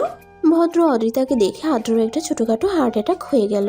এই সামান্য সাজে মেয়েটাকে এত সুন্দর লাগছে, তাহলে বধূ বেশে তাকে কেমন দেখতে লাগবে? আদ্র অদ্রিতার দিকে অপলকভাবে তাকিয়ে রইল। আশেপাশে কি হচ্ছে সেই সম্পর্কে তার কোনো ধারণা নেই। রায়হান তার ভাইয়ের অবস্থা দেখে হালকা একটু কেসে উঠল। তারপর অদ্রিতাকে তাসফিয়া খানের পাশে বসিয়ে দিল আর সে গিয়ে তার ভাইয়ের পাশে বসলো। ভাইয়া, আশেপাশে সবাই আছে, একটু দেখে শুনে কাজ করো। সবাই তোমার দিকে তাকিয়ে দেখছে। দাঁতে দাঁত চেপে জিনাত কথাগুলো বলতেই আদ্রর ধ্যান ভেঙে গেল। কিছুটা হকচকিয়ে এদিক ওদিক তাকালো। তাকিয়ে দেখতে পেল সবাই তার দিকে অদ্ভুত নজরে তাকিয়ে আছে। সে তো লজ্জা পেল। মাশাল্লাহ, আমার মাটাকে খুব সুন্দর লাগছে আজকে। আমার মা তো এমনিতেই দেখতে সুন্দর। দেখি তো হাতটা দাও। তিনি একটা স্বর্ণের রিং পরিয়ে দিল। এই রিংটা কখনোই খুলবে না, এটা সব সময় রাফ ইউজ করার জন্য। অদ্রিতা মাথা নাড়ালো। চলো সবাই খেয়ে নেওয়া যাক, প্রায় বিকেল হয়ে গেল। সবাই খেতে বসলো, শুধু অদ্রিতা, তাসফিয়া চৌধুরী আর আদিবা বাদে। ভাবি, আপনারাও সবাই বসেন না, সবাই মিলে একসাথে খাবার মজাটাই আলাদা। অদ্রিতাকে আদ্রর পাশে বসিয়ে দেন। না ভাবি, এমনি ঠিক আছে। আপনারা আগে খেয়ে ওঠেন, তারপর আমরা খেয়ে নেব। না না, এটা তো হয় না। সবাই একসাথে খাবো, তাহলে তো মজাই আলাদা। আমরা তো কেউ পর না, নিজেদেরই তো লোক। যার যার মতো সব কিছু নিয়ে খেয়ে নেব, অসুবিধা কোথায়? বসেন ভাবি। সবাই একসাথে খেতে বসলো। হঠাৎ অদ্রিতা খুব করে কেসে উঠল। পানি নেই। হঠাৎ এভাবে কেমন করে বিষম খেলি? একাই। অদ্রিতা আদ্রর দিকে তাকালো। আদ্র এমন ভাব করে খাচ্ছে যেন কিছু এসে জানে না। কিছুক্ষণ পর আবার একটা কাজ করলো। এবার পা দিয়ে অদ্রিতার পায়ে সুরসুরি দিচ্ছে, ঠিক মতো খেতে পারছে না। এবার অদ্রিতা না পেরে তার পা দিয়ে আদ্রর পা মেরে দিল। আহ, কি হলো? আবার চিৎকার করছিস কেন? সবাই তাদের দিকে তাকিয়ে আছে। আসলে মম কিছু হয়নি, মনে হলো পায়ে পিঁপড়া কামড় দিচ্ছে আর কি। জোর করে হেসে কথাটা বলল আদ্র। আদ্রর কথা শুনে অদ্রিতা মুচকে হাসতে লাগলো। হঠাৎ জিনাত সন্দিহান কণ্ঠে বলল, ভাইয়া, কি হয়েছে বলতো একবার? তোমাকে পিঁপড়ে কামড় দিচ্ছে? একবার ভাবির বিষম খেয়ে উঠেছে, মানে ঠিক মেলাতে পারছি না। ব্যাপারটা কি? তুই চুপ থাক, খাচ্ছিস খা। খাওয়ার সময় এত কথা বলছিস কেন? খাওয়ার সময় বেশি কথা বলতে হয় না, জানিস না? ধমকে স্বরে বলল জিনাতকে। আজকাল উচিত কথা বলতে নেই। উচিত কথা বললেই সবার গায়ে লেগে যায়। জিনাতের কথা শুনে সবাই মুচকে মুচকে হাসছে। আদ্র আর কিছু না বলে খেতে লাগলো। সবার খাওয়া শেষে কিছুক্ষণ কুশল বিনিময় করে। জিনাত শোন, একটা কাজ করে দে, তোর ভাবির সাথে একটু দেখা করার সুযোগ করে দে না বোন। শুকনো মুখে চিরা ভিজবে না। তুই তখন সবার সামনে আমাকে ওভাবে বকলি কেন? সরি বনু, আমার ভুল হয়ে গেছে, একটু ব্যবস্থা তো করে দে না। না, আমার অত টাইম নেই। ভাব নিয়ে কথাটা বলল জিনাত। প্লিজ বোন, একটু দেখা করার সুযোগ করে দে। তুই যা চাইবি তাই দেব। সত্যি যা চাইবো তাই দিবা তো? 3 সত্যি? 3 সত্যি বোন আমার। বোন যা চাইবি তাই দেব। তোর বিয়েতে আমি যেটা যেটা কিনতে চাইবো সব কিনে দিবি, না করা যাবে না। ঠিক আছে। আমাকে 5 মিনিট সময় দাও, আমি এই যাব আর আসবো। কিছুক্ষণ পর জিনাত এসে আদ্রকে বলল, যাও ভাইয়া, রাস্তা পুরো ফাঁকা, টাইম কিন্তু বেশি না, 10 মিনিট। তাড়াতাড়ি দেখা করে চলে আসবে, আমি বাইরে পাহারা দিচ্ছি। আমার সোনা বোন, এই জন্যই তো তোকে ভালোবাসি। এত পাম দিতে হবে না, যাও তাড়াতাড়ি। আদ্র তাড়াতাড়ি রুমের ভিতর ঢুকে গেল। গিয়ে দেখে রুমের ভিতর কেউ নেই। হঠাৎ খেয়াল করলো বারান্দায় কেউ দাঁড়িয়ে আছে। আজকে তোমাকে খুব সুন্দর লাগছিল, ঠিক যেন একটা পুতুল, আমার পুতুল বউ। অদ্রিতা আদ্রর কথা শুনে একটু লজ্জা পেল। বা আমার তো ফুল গাছটা এখনো আছে। আমি তো ভেবেছিলাম ফুল গাছটা মনে হয় কবে মরে গেছে। কেউ একজন বলেছিল আমি যেন তার জিনিসগুলো যত্নে রেখে দেই, সে হয়তো ভুলে গেছে।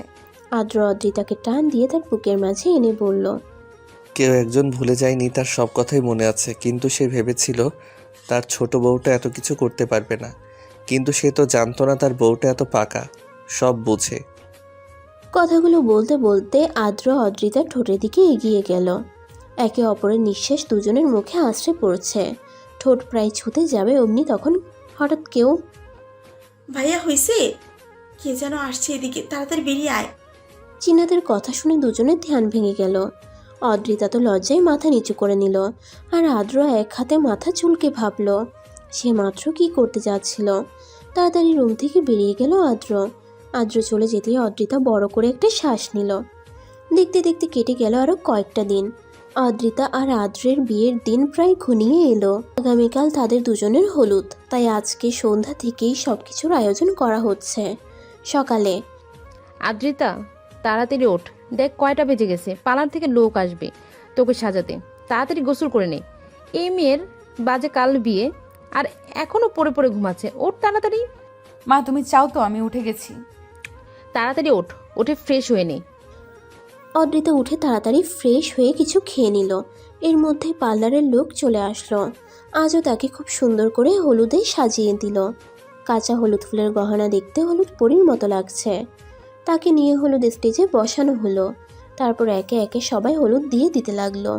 রাত অনেক হয়েছে, যাও সবাই ঘুমিয়ে পড়ো। আগামীকাল সকাল সকাল উঠতে হবে। আবিদা, ওয়াশরুমে নিয়ে যাও। ড্রয়িং রুম দিয়ে যাওয়ার সময় অদ্রিতা দেখলো তার বাবা বসে আছে। অদ্রিতা তাকাতেই জামিল চৌধুরী হাতের ইশারায় তাকে ডাকলো। অদ্রিতা গিয়ে তার বাবার পাশে বসলো। তার বাবার কাঁধে মাথা এলিয়ে দিল। দেখতে দেখতে আমার সেই পিচ্চি মেয়েটা আজকে কত বড় হয়ে গেছে। কালকে তার বিয়ে, এখন থেকে সে অন্য কারো ঘর আলোকিত করে রাখবে। জামাল চৌধুরীর কথা শুনে অদ্রিতা কান্না করে দিল। মেয়ের কান্নার সাথে সাথে জামিল চৌধুরী কান্না করে দিল।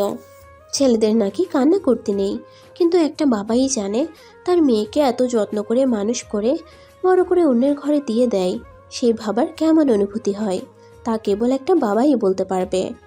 আব্বু আমি বিয়ে করব না, আমি তো তোমাদের থেকে কোথাও যাব না, আমাকে বিয়ে দিও না, আমাকে তোমাদের কাছে রেখে দাও প্লিজ আব্বু। কান্না করতে করতে অদ্রিতা বলল। জামিল চৌধুরী মেয়ের কথা শুনে নিজেকে শান্ত করে নিল। তারপর বলল, যাও গিয়ে ফ্রেশ হয়ে নাও, অনেক রাত হয়েছে, ঘুমাতে হবে তো, তাই না? আব্বু তাড়াতাড়ি, আর কোনো কথা হবে না, যাও ফ্রেশ হও। অদ্রিতা উঠে তার রুমের দিকে চলে গেল। আর জামাল চৌধুরী মেয়ের যাওয়ার দিকে তাকিয়ে এক ফোঁটা অশ্রু বিসর্জন দিলেন। বধূ সেজে বসে আছে অদ্রিতা, অপেক্ষা শুধু বর আসার। কিছুক্ষণ পরে সবাই বলতে লাগলো, বর এসেছে, বর এসেছে, বর এসেছে। কথা শুনে অদ্রিতার অদ্ভুত অনুভূতি হচ্ছে। অদ্রিতা তার রুমের জানালা দিয়ে উকি দিল। সবাই বরের সাথে টাকা নিয়ে তুমুল ঝগড়া করছে। একসময় মেয়ে পক্ষের সাথে না পেরে টাকা দিয়ে ভেতরে ঢুকলো। একটু পরে সবাই এসে অদ্রিতাকে নিয়ে গিয়ে আদ্রর পাশে বসালো। যদিও তাদের আগে বিয়ে হয়েছিল, তারপরেও আবার নতুন করে কাবিন কলমা দুটি পড়ানো হবে। অদ্রিতাকে কবুল বলতে বললে কান্না করতে লাগলো। তাসফিয়া চৌধুরী আর জামিল চৌধুরী দুজনে অদ্রিতাকে কবুল বলতে বলল, কিন্তু তাকে দিয়ে কিছুতেই কবুল বলানো যাচ্ছে না। পাশ থেকে আদ্র অদ্রিতার হাত চেপে ধরল। অদ্রিতা তার দিকে তাকাতেই আদ্র চোখের ইশারায় কবুল বলতে বলল। কবুল কবুল কবুল। আদ্রকে কবুল বলতে বললে সে সাথে সাথে কবুল বলে দেয়। কবুল কবুল কবুল। সকলে একসাথে আমিন বলে উঠল। তারপর দুজনে রেজিস্ট্রি পেপারে সাইন করলো। সামাজিক আর ধর্ম মতে আজ থেকে তারা দুজনেই স্বামী স্ত্রী। এখন আয়নায় মুখ দেখানোর পালা। আদিবা আদ্রর সামনে আয়না ধরল। দুলা ভাই, আয়নাতে কি দেখতে পাচ্ছেন? আমার পিচ্চি বউ, আমার মায়াবতী, আমার প্রিয়দর্শিনী, আমার অর্ধাঙ্গিনীকে দেখছি। আদ্রর কথা শুনে সকলে চিৎকার করে উঠল। অদ্রি, তুই আয়নাতে কাকে দেখতে পাচ্ছিস? আমার বরকে। সকলে ভেবেছিল হয়তো অদ্রিতা আরও কিছু বলবে, কিন্তু সকলকে অবাক করে দিয়ে শুধু এতটুকুই বলল, চলে এসেছে বিদায়ের ঘণ্টি, কনেকে বিদায় দেওয়া হবে। চারিদিকে কান্নার আওয়াজ। তাসফিয়া চৌধুরী ঘরের দরজা বন্ধ করে কান্না করছে। আর অদ্রিতার কথা তো বাদই দিলাম, সে কাঁদতে কাঁদতে তার অবস্থা নাজেহাল করে ফেলেছে। জামিল চৌধুরী অদ্রিতার হাত আদ্রর হাতের মধ্যে দিয়ে বলল, বাবা, আমার মেয়েটাকে খুব যত্ন করে বড় করেছি, তার শরীরে আমরা একটা ফুলের টোকাও লাগতে দেইনি। তুমি ওকে কখনো কষ্ট দিও না, আমার একটা মাত্র মেয়েও, ওর কষ্ট দেখলে আমরা বেঁচে থেকেও মরে যাব। আজ থেকে ওকে ভালো রাখার দায়িত্ব তোমার।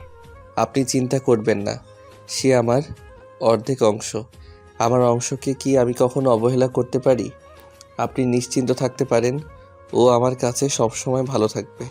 আদ্রর কথা শুনে জামিল চৌধুরী একটু শান্তি পেল। অদ্রিতার কান্না থামছে না দেখে আদ্র তাকে কোলে করে নিয়ে তাদের বাড়ির সামনে চলে আসলো। আদ্রর মা লতিফা খান অদ্রিতাকে বরণ করে ঘরের ভিতরে নিয়ে গেলেন। তারপর আচার অনুষ্ঠান পালন করতে লাগলো। অদ্রিতার প্রচুর অস্বস্তি হচ্ছিল, সেটা বুঝতে পেরে লতিফা খান বললেন, অনেক রাত হয়েছে, ওকেও ঘরে নিয়ে যাও। সবাই যার যার ঘরে গিয়ে ঘুমিয়ে পড়ো, কালকে আবার ওই বাড়ি থেকে লোকজন আসবে। লতিফা খানের কথা শুনে অদ্রিতা একটু স্বস্তির নিঃশ্বাস ফেলল। লতিফা খানের দিকে কৃতজ্ঞতা দৃষ্টিতে তাকালে তিনি অদ্রিতার দিকে তাকিয়ে চোখ দিয়ে সান্ত্বনা দিল। তারপর তাকে রুমে নিয়ে গেল সবাই। ফুলে সজ্জিত বিছানায় নিয়ে গিয়ে বসিয়ে রাখা হয়েছে। সে বুঝতে পারছে বাইরে তর্ক হচ্ছে আদ্রর সাথে তার ভাই বোনদের। ভাইয়ের টাকা দাও। কিসের টাকা? আমার ঘরে আমি ঢুকবো, কিসের টাকা চাস তোরা? ভাইয়া যদি বাসর করতে চাও তাহলে টাকা দাও, না হলে বাইরে বসে থাকো। আমি ভাবিকে গিয়ে বলি আজকে ভাবির সাথে আমি থাকবো। আশ্চর্য, আমার ঘরে আমি যাব, তোদের টাকা দিয়ে কেন যেতে হবে? ভাই এটা নিয়ম। কিসের নিয়ম? আমি এগুলো মানি না। দরজার সামনে থেকে সর এখান থেকে। টাকা দিয়েই তোমাকে রুমে ঢুকতে হবে, তাছাড়া ঢুকতে পারবে না। কত টাকা নেবে? 50,000। টাকা কি গাছে ধরে যে চাইলেই পাওয়া যায়? কম করে 50,000। টাকা হাসেই ধরে, টাকা দাও না হলে ফটো। আচ্ছা টাকা দিব, আমার কাছে ওয়ালেট নেই। ওয়ালেট আমার রুমে ঢুকতে দে, তারপর দিচ্ছি। কেউ ঢুকতে দিবে না। তখন জিনাত বলল, আচ্ছা ভাই, যখন দিতে চেয়েছো তখন টাকা দিবে। ভাই ঢুকতে দে তোরা। জিনাতের কথা মতো সবাই আদ্রকে ভিতরে ঢুকতে দিল। আদ্র ভেতরে ঢুকেই দরজা আটকে দিল। সকলে জোরে জোরে দরজা ধাক্কাতে লাগলো, কিন্তু কোনো কাজ হলো না। কোনো কাজ হবে না, যা কালকে সকালে টাকা পেয়ে যাবি। সবাই দাঁত কিরমির করে জিনাতের দিকে তাকালো। জিনাত একটু ঘাবড়ে গেল। তার ভাই যে এমন বাটপারি করবে কে জানতো। সবাই এভাবে তাকিয়েছিস কেন? ভাইয়া যখন বলেছে কাল সকালে দেবে, তো কাল সকালে টাকা দিয়ে দিবে। ভাইয়া কখনো কথার খিলাপ করে না। যা এখন রুমে শুয়ে পড় যার মতন। জিনাত উল্টো রাগ দেখিয়ে চলে গেল। কিছু দূর যেতেই কেউ একজন জিনাতকে টান দিয়ে একটা রুমের ভিতরে বন্দি করলো। কে? চিৎকার করে বলতে লাগলে সামনে তাকিয়ে দেখলো রুদ্র। ও তুমি? আমি তো ভয় পেয়ে গিয়েছিলাম, ভাবলাম কে না কে। আর একটু হলে আমার প্রাণ পাখিটা বের হয়ে যেত। আমার পাখিটাকে আমি ছাড়া আর কারো ধরার সাহস আছে? হয়েছে, আর বলতে হবে না। এখন কি বলবে তাড়াতাড়ি বলো। তোমার বাবাকে বলো না তাড়াতাড়ি আমাদের বিয়ের ব্যবস্থা করতে। তোমার ছাড়া আর কতদিন একা একা থাকবো, আর ভালো লাগে না। মাত্র তো ভাইয়ের আর বিয়ে হলো, একটু সবুর করো, সবুরে মেওয়া ফলে। সবুর করব, তাহলে একটা চুমু হয়ে যাক। রুদ্রর কথা শুনে জিনাত ধাক্কা দিয়ে রুম থেকে বেরিয়ে গেল। রুদ্র জিনাতের যাওয়ার দিকে অসহায় ভঙ্গিতে তাকিয়ে রইল। যাও ফ্রেশ হয়ে এসো, অনেক প্রেশার গেছে তোমার শরীরের উপর আজকে। আদ্রর কথা শুনে তাড়াতাড়ি ফ্রেশ হতে চলে গেল অদ্রিতা। তার এইরকম করে থাকতে সত্যিই খুব খারাপ লাগছে। একদম গোসল করে বাইরে বের হয়ে আসলো। এই নাও টাকা। কিসের টাকা? দেন মোহরের 10 লাখ টাকা। এ টাকা এখন আমি নিয়ে কি করব? তোমার ইচ্ছা, তুমি যা করার করো। বলেই আদ্র ফ্রেশ হতে গেল। আর অদ্রিতা টাকাগুলো নিয়ে আলমারির ভিতরে রেখে দিল। ফ্রেশ হয়ে বের হতেই দেখলো অদ্রিতা ড্রেসিং টেবিলের সামনে দাঁড়িয়ে চুলে চিরুনি করছে। সেই চুল থেকে টপ টপ করে পানি পড়ছে। ভেজা চুল আঁচড়াবে না, তাহলে চুলের গোড়া নরম হয়ে যায়। আর চুল ভালো করে তো মুছে নাও। দেখি ভালো করে বসো, আমি মুছে দেই চুলগুলো। খবরদার চুলের যত্নে অবহেলা করবে না। তোমার থেকে তোমার চুলটা আমার বেশি প্রিয়। সবার প্রথমে তোমার চুল দেখে আমি তোমার প্রতি দুর্বল হয়েছিলাম। আদ্র কথা বলছিল আর অদ্রিতা চুল মুছে দিচ্ছিল। আদ্রর কথা শুনে অদ্রিতার মনে ভালো লাগা ছুঁয়ে গেল। একটা মেয়ে চাই তার জীবনে এমন কেউ আসুক যে তাকে আগলে রাখবে, তার যত্ন নেবে। চুল মোছা হতেই অদ্রিতা উঠে দাঁড়ালো। সামনের দিকে এগোতেই আদ্রর বুকের সাথে ধাক্কা লাগে। কপাল ঘষতে ঘষতে আদ্রর দিকে তাকাতেই তার বুক ধুপ করে উঠল। সে তো একটা মেয়ে, সে জানে একটা ছেলের চাহনি। দেখেই বুঝে ছেলেটা তার কাছে কি চাই। আদ্র ধীরে ধীরে তার কাছে এসে তার চুলে মুখ গুজে দিয়ে জোরে জোরে কয়েকটা শ্বাস নিল। আদ্র দু হাত দিয়ে তার শাড়ির আঁচল খামচে ধরল। নিঃশাক্ত কণ্ঠে বলল, ভালোবাসি অদ্রি, খুব বেশি ভালোবাসি। এই প্রথম আদ্র অদ্রিতাকে ভালোবাসি কথাটা বলল। অদ্রিতা ভালোবাসি কথাটা শুনে তার সমস্ত কায়া শিরশির করে উঠল। আদ্র তার শরীরের মিষ্টি ঘ্রাণ নিতে ব্যস্ত। সে তার কাছ থেকে মাথা তুলে তার থুতনিতে হাত রাখল। তার চোখে চোখ রেখে বলল, আমি এক অপরূপার মায়াতে আবিষ্ট হয়ে মাতোয়ারা হয়েছি। নরম ওষ্ঠভাজের তৃষ্ণায় আমি চাতক পাখির মতো চেয়ে আছি। কতবার তোমাকে স্পর্শ করতে চেয়েও আমি নিজেকে সংযত করে নিয়েছি। আমার সবটুকু আদর, যত্ন, ভালোবাসা, মুগ্ধতা সব তোমায় ঘিরে। তোমাকে শুষে নেওয়ার অনুমতি কি আমাকে দেবে? অনুমতি কি দেবে দুটি সত্তায় এক হয়ে যাওয়ার, যেখানে থাকবে না কোনো বাধা, থাকবে শুধু দুজনের ভালোবাসা? নিশালো কণ্ঠের কথাগুলো তার মনে ঝড় তুলে দিয়েছে। তার মন বলছে এই পুরুষের ভালোবাসায় তুই আজ ভেসে যা। নিজের অর্ধাঙ্গের মন খোলা স্বীকারোক্তিতে কোনো নারী তাকে ফিরিয়ে দিতে পারবে না। অদ্রিতা আর না পেরে তার হাতে শক্ত করে আদ্রকে জড়িয়ে ধরল, খামচে ধরল আদ্রের টি শার্ট। নিজেকে স্বেচ্ছায় সমর্পিত করল, জানান দিল নিজের সম্মতি। নীরব সম্মতিতে আদ্র আর নিজেকে ধরে রাখল না। অদ্রিতাকে কোলে তুলে নিয়ে বিছানার মাঝ বরাবর শুয়ে দিল। নিজের শরীর থেকে টি শার্টটা খুলে ফ্লোরে ছুঁড়ে মারল। নিজের শরীরের সবটুকু ভার ছেড়ে দিল তার উপর। ধীরে ধীরে দুজোড়া ওষ্ঠ এক হলো। রাত যত গভীর হলো, দুজনের ভালোবাসাও তত গভীর হতে থাকলো। স্তব্ধ রুমে শুধু শোনা যাচ্ছে দুটো মানবের নিঃশ্বাসী শব্দ, যা একে অপরের ভালোবাসার গভীরতা জানান দিচ্ছে। জানালা ভেদ করে সূর্যের আলো অদ্রিতার মুখের উপর এসে পড়ছে। সূর্যের সোনালি আলোয় তাকে যেন একটু বেশিই সুন্দর লাগছে, আর তার দিকে এক ধ্যানে তাকিয়ে আছে আদ্র। সূর্যের আলো থেকে বাঁচতে অদ্রিতা আদ্রর উন্মুক্ত বুকে মুখ গুজে দিল। আদ্র অদ্রিতার মুখের উপর থেকে চুলগুলো সরিয়ে দিল। হঠাৎ তার মাথায় দুষ্টু বুদ্ধি এলো। সে তার সম্পূর্ণ মুখে চুমুতে ভরিয়ে দিল। অদ্রিতা পিটপিট করে চোখ খুলে তাকালো। প্লিজ একটু ঘুমাইতে দেন। সারাটা রাত আপনার জন্য ঘুমাইতে পারিনি। কেন, আমি কি করেছি যে ঘুমাতে পারোনি? এতগুলো ভালোবাসা দিয়েছেন। সত্যি? এখন আর একটু ভালোবাসি। হঠাৎ করে তার টনক নড়ল। এগুলো কি বলছে এতক্ষণ সে? তাড়াতাড়ি করে আদ্রর কাছ থেকে আসতে নিলেই ব্যথায় চিৎকার করে উঠল। আহ! কি হয়েছে, বেশি ব্যথা করছে? আদ্রর কথা শুনে অদ্রিতা কান্না শুরু করে দিল। আদ্র তাকে কোলে নিয়ে ওয়াশরুমে গেল। তারপর দুজনে একসাথে ফ্রেশ হয়ে বের হলো। অদ্রিতাকে বিছানায় শুয়ে দিয়ে বলল, তুমি শুয়ে থাকো, আমি তোমার জন্য খাবার আনছি। খাবার খেয়ে ওষুধ খেয়ে ঘুমাবে, দেখবে ভালো লাগবে। আদ্র চলে গেল খাবার আনতে।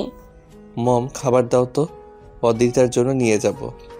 আদ্রর কথা শুনে তার মামি পাশ থেকে বলল, নতুন বউ নিচে এসে সবার সাথে খাবে না, রুমে এখনও শুয়ে আছে। হঠাৎ এখনকার যুগের মেয়েদের কোনো আদব কায়দা নেই। কথা শুনে লতিফা খান কিছু বলতে যাবে, তার আগে আদ্র বলে উঠল, আসলে কি বলেন মামি, আমার বউকে নিয়ে আপনার না ভাবলেও চলবে। আমার বউকে আদব কায়দা শেখাতে হবে না, আপনি বরং পারলে আপনার মেয়েকে ভালো করে আদব শিখিয়ে দিন। আদ্রর কথা শুনে তিনি চুপ হয়ে গেলেন। আদ্র খাবার নিয়ে রুমে চলে গেল। অদ্রিতাকে খাইয়ে ঘুম পাড়িয়ে দিল। কেটে গেছে আরও 2 দিন। বিয়ের আমেজ শেষ বলেই চলে যাচ্ছে যার যার নিজ গন্তব্যে। বাবা, আপনি এখানে আর কিছুদিন থাকতে পারতেন।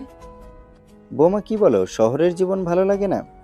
আদ্র দাদু ভাইয়ের বিয়ের কারণে এসেছিলাম, বিয়ে শেষ, এখন চলে যেতে হবে না? আর কিছুদিন থেকে যান না বাবা, এটাও তো আপনার বাড়ি। দাদু, আর কিছুদিন থেকে যান না, সবাই একসাথে আনন্দ করে থাকা যাবে। দিদি ভাই, এখানে আমার মন থাকে না, মন পড়ে থাকে ওই বাড়িতে। তোমার দাদির কত স্মৃতি জড়িয়ে আছে ওই বাড়িতে, তাকে ছাড়া তো থাকতে পারি না। রায়হান খানের কথা শুনে কেউ কিছু বলল না। কি হলো, আমার বউটা এত রাতে বেলকনিতে দাঁড়িয়ে আছে কেন?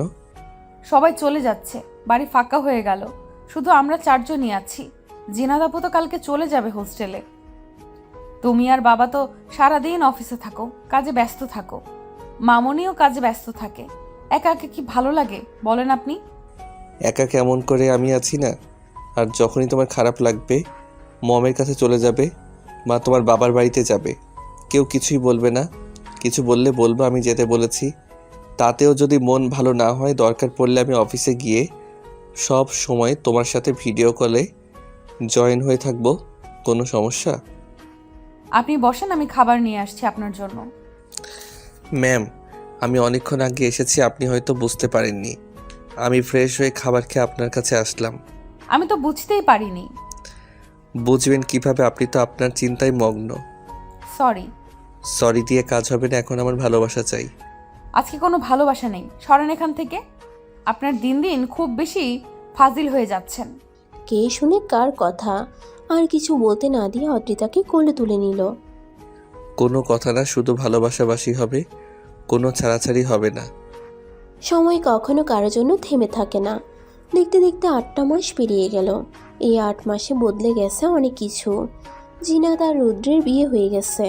জিনাত এখন তার শ্বশুর বাড়িতেই থাকে। অদ্রিতা নিয়মিত ভার্সিটিতে যায়। আদ্র প্রতিদিন নিয়ম করে অদ্রিতাকে ভার্সিটিতে নিয়ে যায়, নিয়ে আসে। দোস্ত, আমার বাড়ি থেকে বিয়ের সম্বন্ধ দিচ্ছে। এটা তো ভালো কথা, আমরা একটা বিয়ে খেতে পারবো। দোস্ত, তুই মজা করিস না, সত্যি আমি সিরিয়াস। আমার বাসা থেকে বিয়ের সম্বন্ধ দেখছে। কেন, তুই কি কাউকে পছন্দ করিস? যদি কাউকে পছন্দ করে থাকিস তাহলে বাড়িতে বলে দে।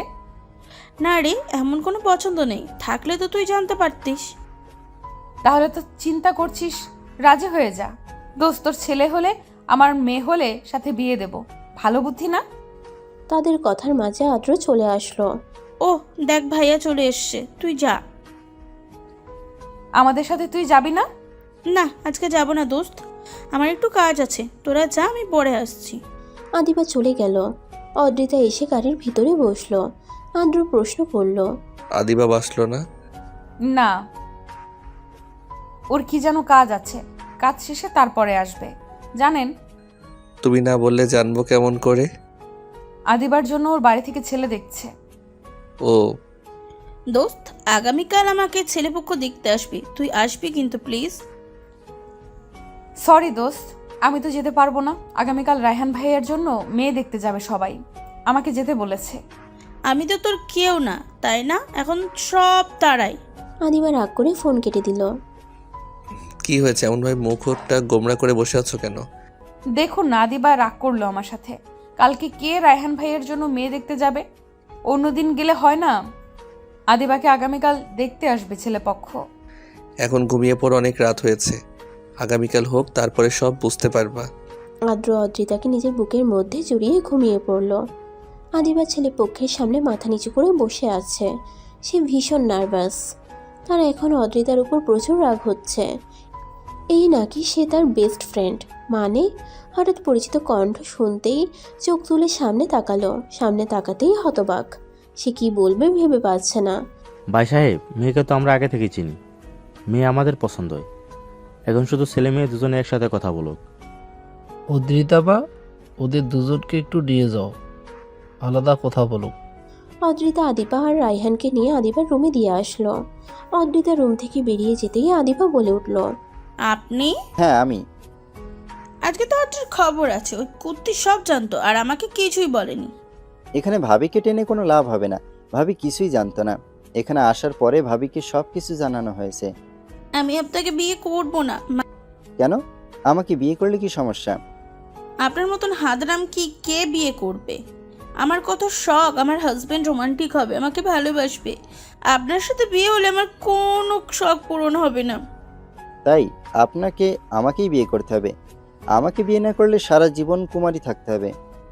আমি আপনাকে বিয়ে করব না, মানে করব না। আমি এক্ষুনি সবাইকে যে বলে দেব। আদিবা রুম থেকে বেরিয়ে যেতে নিলেই রায়হান আদিবার হাত ধরে টান দিল। আদিবা নিজের ব্যালেন্স রাখতে না পেরে রায়হানের বুকের উপরে গিয়ে পড়ল। শক্ত করে আদিবাকে রায়হান জড়িয়ে ধরল। আদিবা নিজেকে সরানোর জন্য ছোটাছুটি করতে লাগলো। এত নড়াচড়া করেছেন কেন? আপনি যতই চেষ্টা করেন, আমি না ছাড়া পর্যন্ত আপনি নিজেকে ছাড়াতে পারবেন না। আমাকে ছাড়বেন না হলে আমি চিৎকার করব। আমি বলছি, আমি আপনাকে বিয়ে করব না। আমাকে বিয়ে করতে হবে মানে আমাকেই বিয়ে করতে হবে। বলেই রায়হান আদিবার ঠোঁটে টুক করে চুমু খেলো। আদিবাকে ছেড়ে দিয়ে রুম থেকে বেরিয়ে গেল। আর আদিবা এখনো ফ্রিজ হয়ে দাঁড়িয়ে রইল। একটু আগে তার সাথে কি হলো? ভাই সাহেব, তাহলে আজকে এঙ্গেজমেন্টটা করে ফেলি, তারপর না হয় বিয়ের বিষয়ে কথা বলা যাবে। ছেলে মেয়ে দুজনে রাজি যেহেতু। আদিবার মা আদিবাকে নিয়ে এসে রায়হানের পাশে বসালো। তারপর দুজনকে আংটি পরিয়ে দিল। আংটি পরানো শেষ হতেই অদ্রিতা আদিবাকে নিয়ে আদিবার রুমে গেল। কিরে বান্ধবী, কি যেন বলেছিল রায়হান ভাইকে বিয়ে করবে কে? আজ দেখি সেই তুই বিয়েতে রাজি হয়ে গেলি। তুই চুপ করবি? তোর দেওয়ার একটা লুচু আমাকে। এইটুকু বলেই আদিবা নিজের মুখ চেপে ধরল। তুই সব জানতিস, আমার সাথে তুই বেইমানি করেছিস। আমাকে কেউ কিছুই জানায়নি। এখানে এসে জেনেছিস তাহলে? আমার সাথে দেখা করতে পারতিস। আগে বল, রায়হান ভাই কি করেছে যে তুই রায়হান ভাইকে লুচু বলছিস? অদ্রিতার কথা শুনে আদিবা লজ্জায় গুটিয়ে গেল। অদ্রিতা যা বোঝার বুঝে গেল। হায় রে, যে বান্ধবী নির্লজ্জ সেই বান্ধবী আমাকে লজ্জা পাচ্ছে। ব্যাপার কি? ডাল মে কুছ তো কালা হ্যায়। রায়হান ভাই একদিনে আমার বান্ধবীকে লজ্জাপতি বানিয়ে ফেললো। ভাইয়ের ক্ষমতা আছে, মানতে হবে। কথা বলতে বলতে হঠাৎ অদ্রিতা মাথা ঘুরে উঠল। আদিবা শক্ত করে ধরল। কি হয়েছে? খারাপ লাগছে? আদ্র ভাইয়াকে বলবো? তুই এখানে শুয়ে থাক, আমি ভাইয়াকে ডেকে আনি। আদিবা তাকে শুইয়ে দিয়ে আদ্রকে ডাকতে গেল। ভাইয়া, অদ্রিতার নাকি শরীরটা ভালো লাগছে না। আদিবার কথা শুনে আদ্র তাড়াতাড়ি অদ্রিতার কাছে গেল। আদিবার কথা শুনে সবাই একটু চিন্তিত হয়ে পড়ল। হঠাৎ করে কি হলো মেয়েটার? সকাল থেকে তো সুস্থই ছিল। চিন্তা করো না, আদ্র দেখে নেবে সব। কি হয়েছে? তোমার বেশি খারাপ লাগছে? না, ভালো লাগছে না, কেমন যেন বমি বমি আসছে। বাসায় চলেন, এখানে আর থাকতে ইচ্ছে করছে না। চলো ডাক্তারের কাছে যাই। না, ডাক্তারের কাছে যেতে হবে না, বাসায় গেলে ঠিক হয়ে যাবে। আদ্র তাকে কোলে তুলে নিয়ে ড্রয়িং রুমে গেল। কি হয়েছে? বেশি অসুস্থ? ডাক্তারের কাছে নিয়ে যা। তোমরা টেনশন করো না, ঠিক আছে। আমি ওকে নিয়ে বাসায় যাচ্ছি। তোমরা সব কথা বলে বাসায় এসো। আদ্র তাকে নিয়ে চলে গেল। দেখতে দেখতে রায়হান আর আদিবার বিয়ে সম্পূর্ণ হলো। ভাইয়া 25,000 দিবেন, তাছাড়া রুমে ঢুকতে পারবেন না। ভাবি, আপনি তো আমার দলে থাকবেন তাই না? আজকে আমি কারো ভাবি না, আজকে আমি আমার বান্ধবীর বেস্ট ফ্রেন্ড। সো কোনো কথা না বলে তাড়াতাড়ি টাকাটা হাতে ফেলুন। অদ্রিতার কথা শুনে আর কিছু না বলে রায়হান টাকা দিয়ে রুমে গেল। রুমের ভিতরে ঢুকেই আদিবাকে ফুলের সজ্জিত বিছানার মাঝখানে বসে থাকতে দেখল। রায়হান ধীরে ধীরে বিছানার দিকে যেতে লাগলো। আদিবা বুঝতে পারলো রায়হান তার দিকে এগিয়ে আসছে। সে নিজেকে আরেকটু গুটিয়ে নিল। রায়হান আদিবার মুখের সামনে থেকে ঘুমটা সরিয়ে ফেলল। মাশাল্লাহ, আমার বউটাকে খুব সুন্দর দেখতে লাগছে। রায়হানের কথা শুনে আদিবার গালগুলো লজ্জায় লাল হয়ে গেল। রায়হানের দৃষ্টি আদিবার টকটকে রাঙা দুটো ঠোঁটের দিকে। রায়হান ঠোঁটের দিকে ক্রমশ এগিয়ে গেল। দুজোড়া নরম ঠোঁট এক হয়ে গেল। কে যেন বলেছিল তার বর রোমান্টিক হবে। আজকে দেখাবো রোমান্টিক কাকে বলে এবং কত প্রকার ও কি কি। রায়হানের কথায় আদিবা লজ্জায় একাকার হয়ে গেল। রায়হান আদিবাকে আপন করে নিতে ধৈর্যহারা, আর আদিবা রায়হানকে সামলাতে ব্যস্ত। কি হয়েছে? এভাবে তাকিয়ে কি দেখেন? সরেন এখান থেকে সবাই, ওদেরকে ওদের মতো থাকতে দেন। আদ্র রুমে ঢুকতেই অবাক। চারদিকে ছোট ছোট মোম দিয়ে সুন্দর করে সাজানো। মনে হচ্ছে আজকে তার ভাইয়ের না, তারই বাসর রাত। বিছানার উপর থেকে জামা কাপড় তুলতেই জামা কাপড়ের ভেতর থেকে একটা কাগজ বেরিয়ে এলো। কাগজটা খুলতেই দেখলো ভেতরে লেখা, আমি বারান্দায় দাঁড়িয়ে আছি, ফ্রেশ হয়ে তারপরে আমার কাছে আসুন। আদ্র ফ্রেশ না হয়ে বারান্দায় যেতে নিলে হঠাৎ কি ভেবে আবার ফ্রেশ হতে চলে গেল। ফ্রেশ হয়ে এসে অদ্রিতাকে বারান্দায় দোলনায় বসে থাকতে দেখলো। এইভাবে বসে আছো কেন? অনেক রাত হয়েছে, রুমে চলো। রুমে যাবই তো, আগে আমার পাশে বসেন। অদ্রিতার কথা শুনে আদ্র তার পাশে গিয়ে বসলো। আদ্র তার পাশে বসতেই অদ্রিতা তার কাঁধে মাথা রাখলো। কি হয়েছে বলো তো? এমন ব্যবহার কেন করছো? আদ্রর হাতটা ধরে তার পেটের উপর রাখলো। আপনার দায়িত্ব তো বেড়ে গেল, এখন থেকে আমার সাথে সাথে আপনাকে আরো একটা বাচ্চা সামলাতে হবে। এই জায়গায় আপনার আর আমার ভালোবাসার চিহ্ন বেড়ে উঠছে। অদ্রিতার কথা শুনে আদ্র তো একটা ঘোরের মধ্যে চলে গেছে। কি বলেছে তার মাথায় কিছুই ঢুকছে না।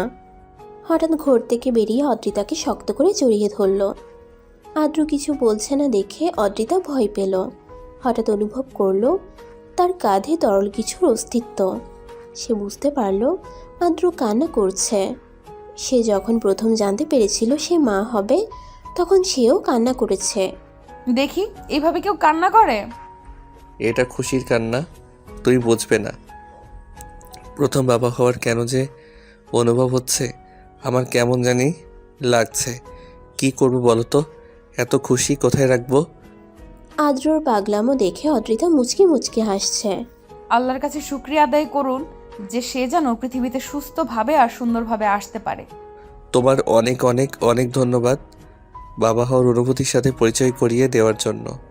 তোমাকে অনেক অনেক ধন্যবাদ আমাকে এত ভালোবাসার জন্য। তোমাকে অনেক অনেক ধন্যবাদ আমার জীবনে আসার জন্য। আপনাকে অনেক ধন্যবাদ আমার জীবনে আসার জন্য। আপনি ছাড়া হয়তো আমাকে কেউ এত ভালোবাসতো না। হঠাৎ একটু মন খারাপ করলো। কি হলো, মন খারাপ কেন? আমরা বাচ্চার মা বাবা হয়ে যাচ্ছি, আর তুমি এখন আমাকে আপনি বলে ডাকো। এই কথা, আপনাকে আপনি বলে ডাকতে আমার বেশি ভালো লাগে। আমার আপনি আপনিতেই সুন্দর। আপনি ডাক, তাতে আপনাকে আমার আপন আপন মনে হয়। সব স্বামী স্ত্রীর মধ্যে যে তুমি ডাক থাকতে হবে এমন কোনো কথা নেই। তার কথা শুনে আদ্র আর কিছু বলার ভাষা খুঁজে পেল না। অদ্রিতাকে নিজের সাথে শক্ত করে জড়িয়ে ধরলো। জানো, চাঁদহীন রাতে তুমি আমার হয়ে এসেছিলে, আবার এমন চাঁদহীন রাতে তুমি আমাকে সবচেয়ে বড় উপহার দিলে। কে বলেছে চাঁদহীন রাত সুন্দর হয় না? কে বলেছে চাঁদহীন রাত শুধু দুঃখ ডেকে আনে? কে বলেছে চাঁদহীন রাত অভিশপ্ত? চাঁদহীন রাতও খুশি নিয়ে আসতে পারে, চাঁদহীন রাতেও ভালোবাসা দিতে পারে। সবসময় যে একটা সুন্দর দিন সুন্দর স্মৃতি নিয়ে আসবে এমন কথা কোথায় লেখা আছে?